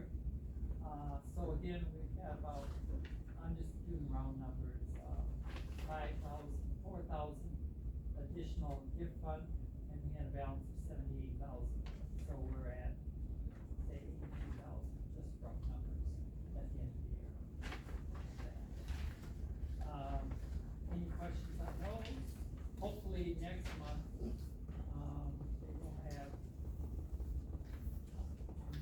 2024 stuff. Okay, next item on the agenda is to review bills. You've got the bills attached, and if you look about 8, 9 lines down, you see mention for Madison Design Architect fees, like Tom was talking about 32, 23, 50, and 18, 50, 16, 50, and that's coming out of the building fund. Charge the building fund, so that would come out of, which doesn't show on here. So are there any questions about the bills? Look at the, what's on here, there's nothing. You got the new dog beds? Yep. Okay, good, They're all put together, okay. The Working on dog's great. happy. dogs Does are it say the happy. dogs chewing on them already? Some of them get a little chewed on, but not like horribly bad yet. I have one question. The facial puffs that you got, puffs facial, do those have lotion or not? Or just plain mix? They're just plain. Okay. Just curious.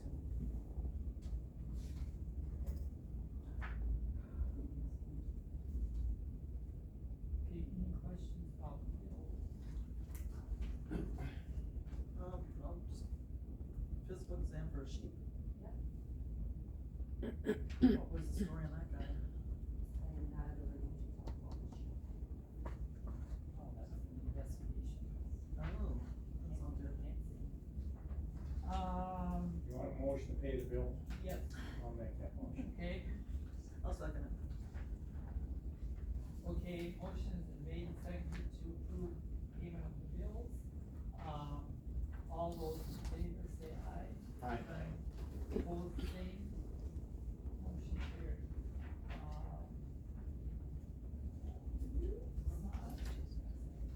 Okay, There, if you ask me now on the city council, I'll tell them we got land back, we're waiting for the schematics. And then okay, to the property. since we did review practice report, any report? I don't wanna do this. Okay. I'll start out by saying that, there's only 3 members in the Friends of the Animal Shelter. And so I'm coming to you not with just my opinion, but I bounce this, what I'm about to say off them, and they're fully on board with it. But this is, a lot of these things are our opinion. Another thing I will tell you that, praise God, I am not on Facebook. And so the things that I know about what goes on Facebook, I get from people calling me and asking me first, what's going on with the animal shelter? I don't know, what's going on? And then they tell me what they have been witnessing. I also am not very good on a computer. I can do email, and that's about it, as Jill well knows. Although I was able to get a hold of her, I was so excited about this thing that I think I texted you that I'm so excited about hearing about the addition that my hands are just shaking. Well, now my hands are shaking too, and it's probably a different kind of excitement. But anyway, I want to give you an update on what we've been doing, and I think we made about $500 at Winter Magic, and selling signs, you know, that go on the fences. We probably made about $100, which isn't that nice, but we've also been gathering sources of grants. Obviously, you have to visit with Don a little bit about it. That guy's name was Mike? Today? Yeah, David, okay, he was so good, and I'm so glad that I listened to it, because, yeah, this is not flipping pancakes territory. This is big bucks. And, so we need some major help to raise the big dollars. And the questions that you guys had of him were very good, because those are things that need to be answered, and we need some specifics before we go on, because we can't get big bucks unless we have specifics. But as excited as we were about the addition, we were hit with 2 major hurdles, I'll say them that way. One is the money. And I will say that I was very hopeful listening to him and you and the other people who have given me suggestions about how to go forward with this. And so that's a really good thing. The other thing that I wanted to say is that even though the roadblock of the price, you know, can we overcome it? Well, we'll find out in the next couple months after we get together and visit with this a little bit. Take a breath. The second major hurdle to this is our credibility. I used to donate to Goodwill, because Goodwill, that's a good thing. You know, everybody should know my treasures that I donate to Goodwill. Well, then somebody said, well, why do you donate to Goodwill? You have to go online and investigate that program a little bit. And, you know, you look at it and how much money is going to to people and how much is going to the CEO. And then, so I don't give to Goodwill anymore. I give to St. Vinny's and to St. Mary's and Bruce. And so when we ask people with major dollars to give to us, they're gonna look online at our information. And what are they gonna find? They're gonna find adult women, trashing our staff, trashing our policies in a public forum. Who in their right mind would give major dollars to something like that? This is nuts. This is like junior high girls fighting about who's getting invited to the slumber party or who's sitting next to their boyfriend at a cafeteria. This is unacceptable. It's unprofessional. It's disrespectful. It borders on unethical. I'm not saying it's unethical, but it looks really bad. And I'm so glad we have a personnel person. Now, there's probably nothing wrong, I don't know all the policies of people going on in there. But how about, let's take a time out and let's get this thing built and then go back and air all the policies in the public. But during that time, let's act like a professional organization. It's so frustrating to hear this. And like I say, I'm not on Facebook, I just have people call me because obviously I told you, 45 years, I've been connected with the animal shelters. And so they said, oh, I think that Paula Carroll will call her.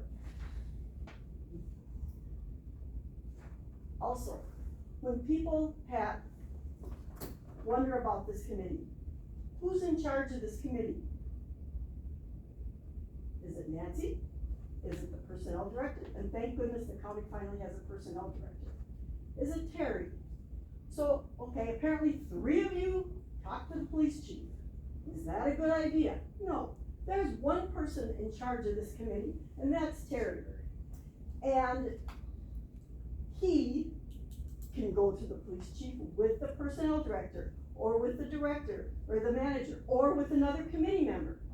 But to have 3 people going and talking about the same thing, come on. There has to be a step ladder, or what do you call that? Chain of command. A chain of command of how this happens.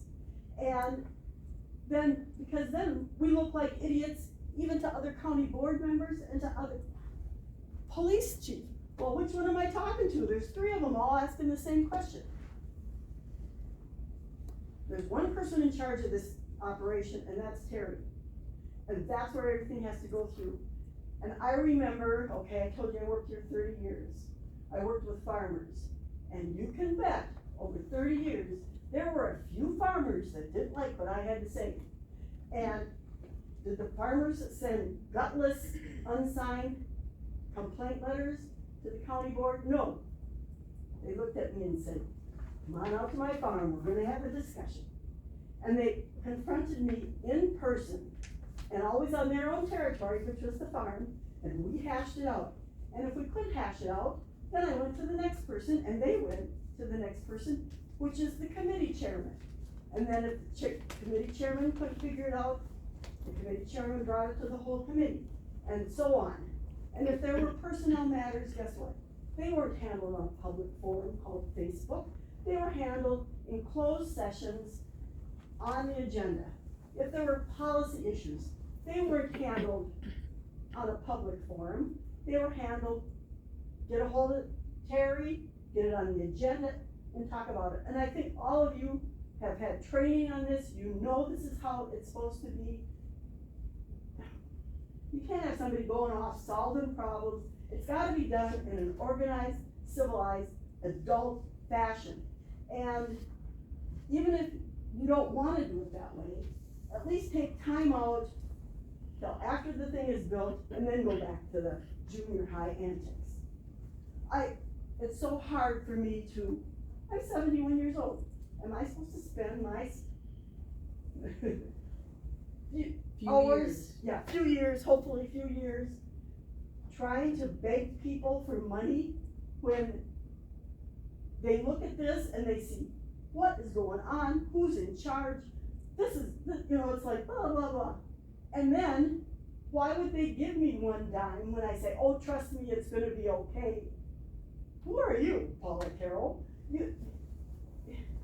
No, they wanna know that you guys are in charge and you're running a civil organization. So, if for no other reason, to help the animals. And it's so hard because in our environment, and I don't like it, but I can't change it, the lives of unwanted, abused, tortured animals come second to filling potholes and making inmates comfortable in their jail cells. That's life, that's the way it is. And if we could get some of those cats to identify as humans, we could put them in the jail cells. If we could get some of those inmates to identify as cats, we could probably find a cage to stick them into. But right now, we have to deal with the reality. And then I'll get back to semantics, because we need the city and county to help even if it's a small amount, and right now they say, no, this has to be donations. But you know what, it doesn't, and always, for 30 years, I heard this, and you guys have heard it, we can't afford that, we can't afford that. That is a misuse of statements. They could say, for the 24 budget, we can't afford it, because it's not budgeted. But moving forward, it's not a matter of they can't afford it, you can't afford it. It's a matter of we are choosing not to afford it. Would be more likely, more the truth than saying we can't afford it. We are choosing not to afford it. And then that would be a more honest statement to the people. But it would be really nice if the city and the county could throw in some. I don't know what it would be. At least it could be for anything that's going on in the existing building. It could be for the ADA door that they should have put in the first place. You know, things like that, that we shouldn't be responsible for in the addition. Maybe because they put in such a rotten ventilation system, they could say, you know, we goofed up the first time, we'll pick up the cost on your ventilation system. I know I'm getting kind of hopeful, but you get my gist. It would be very helpful if the city and county would choose to afford this. And, you know, we will definitely do our part. As you can tell, I'm chomping at the bit to get started. I'm anxious to get started. It's a wonderful design. I don't know if we can pull it off as far as being as fancy as it is, but we'll do our best. And so I'm asking you, please, I don't know if you'll officially have to adopt a protocol about who's in charge of the steps, but I knew that 30 years ago about, as a department head, how I dealt with the committee and how I dealt with the public. And I wasn't always perfect. Ask the farmers, they'll tell you they were ready to wring my neck several times. And you guys never had the privilege of being my supervisor, and my supervisors were ready to wring my neck several times too. But we worked things out, and we didn't do it in public. Please, as a committee, fix this problem so that we, as people who are trying to raise money for the animals, can say we're a credible, well-run organization, and that problems can be taken to the people and handled in a step-by-step manner. And I have other things to say here, but I'm just shaking so bad I can't hardly stand it. And I'll just please try and solve the problem that we have going with this. I don't wanna say dirty laundry, but all these issues being out in the public discussed rather than at this table. And I will do my best to raise whatever it takes to make this happen. And thank you for getting a personnel manager. How long have you been here? Since the end of January. Oh, well, good luck to you. Thank you, Paula. Thank you. Yeah, thank you, Paul. I couldn't agree more with what you said. May I say something? I'm not technically fracas, I'll say it quickly.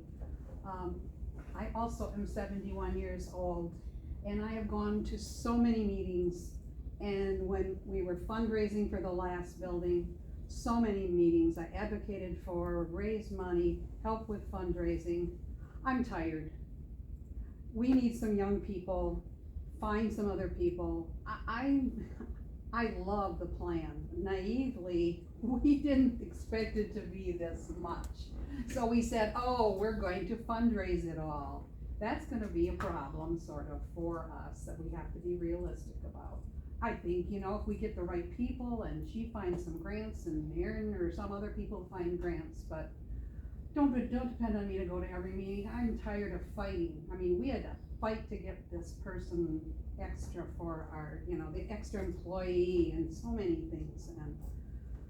And we need some new, not just 3 old ladies and another old lady giving money. So make an effort to see, you know, any other young people that can carry on. Okay, so that brings us to our next meeting date, which is April 18th. Before we conclude, this is the last meeting for all of us. The elections are on April 2nd, so there could be a whole new board except Nancy and Mike. Yeah, I don't even know mine. Well, they had to be chairman too. You know, it wasn't on the mayor. it was on the committee. But I thought you filled, Gordon Peterson's position. Oh, and he's not up for reelection, is he? But after the election in the city, Yeah, they but changed committee. his term, Oh, April 25. Doesn't mean that- 25. oh, 25. But see, when the Yes. people come, Yeah. the mayor can It's gonna say, reshuffle. Yeah. Oh. And when does your term end? Doesn't, as far as I know, whenever he takes me off. Been here for 6 years now. Okay, so, well, yeah, but you're not city council. No, You're I'm city- city I'm just council, you're the city citizen council rep, you're Right. city Citizen. representative in general, or Right. at that, large. that might change, I don't know, it all depends on the mayor. Once the people are elected, then goes through the committees, rearranges them. they go from there. Well, I would like to thank all of you and thank, Tom and Yeah. Nancy and Mike. It's been 2 years, and like I say, we don't know when, after our elections are done, then the committee on committees, appoints people to the committees. And so you could have a whole new group in here. Tom unfortunately couldn't be here today. He had to take his sister to Marshfield, be there at 5:30 this morning. So, it's been an interesting 2 years, and, we were on TV, even though, remember for the no-kill portion? Yes. And, all of that, so I'd just like to thank all the committee members and everything, and all of you who have helped out, and Dawn, and everything. And so we'll see what, hope the new year brings, after the elections. The chairman changes, Terry sent us all email, making sure that, you know, Well, if the I questions did- are asked after April 2nd, or when the whole committee's meeting, well, whoever the chairman.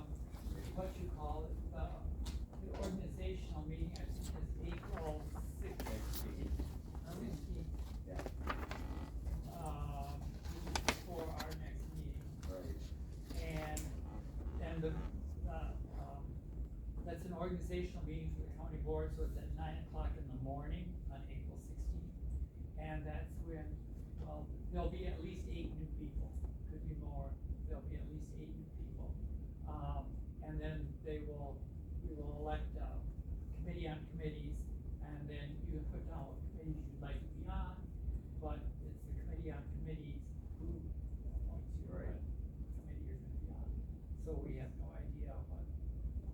I'm gonna butt in here and say, in my 45 years, this is the best I've worked with city councils for 45 years, and I've worked with county boards for 45 years with the animal shelter. This is the best committee with the best manager, not knocking any of the other previous managers. Every time you've improved the quality of the manager, and this is the first time we've ever had committee members that are not ashamed to say that they care about animals. That's huge. That is huge. So, thank you very much. Yes. Thank you. And if you're willing, we hope you come back, that you can come. So I'll entertain a motion to adjourn. I'll make that motion. Okay, motion made, second to adjourn, all those in favor say aye. Aye. Opposed, same. We're adjourned at 10:48. Question, suggestion. You know Mardi Gras for beer garden? We sell wine coolers and stuff down there, cans. Would you wanna maybe make a sign that, put your cans in here, I mean, so it's like a single container. Otherwise, pardon me? Sure. Otherwise, everybody just throws all that crap, you know, plastic.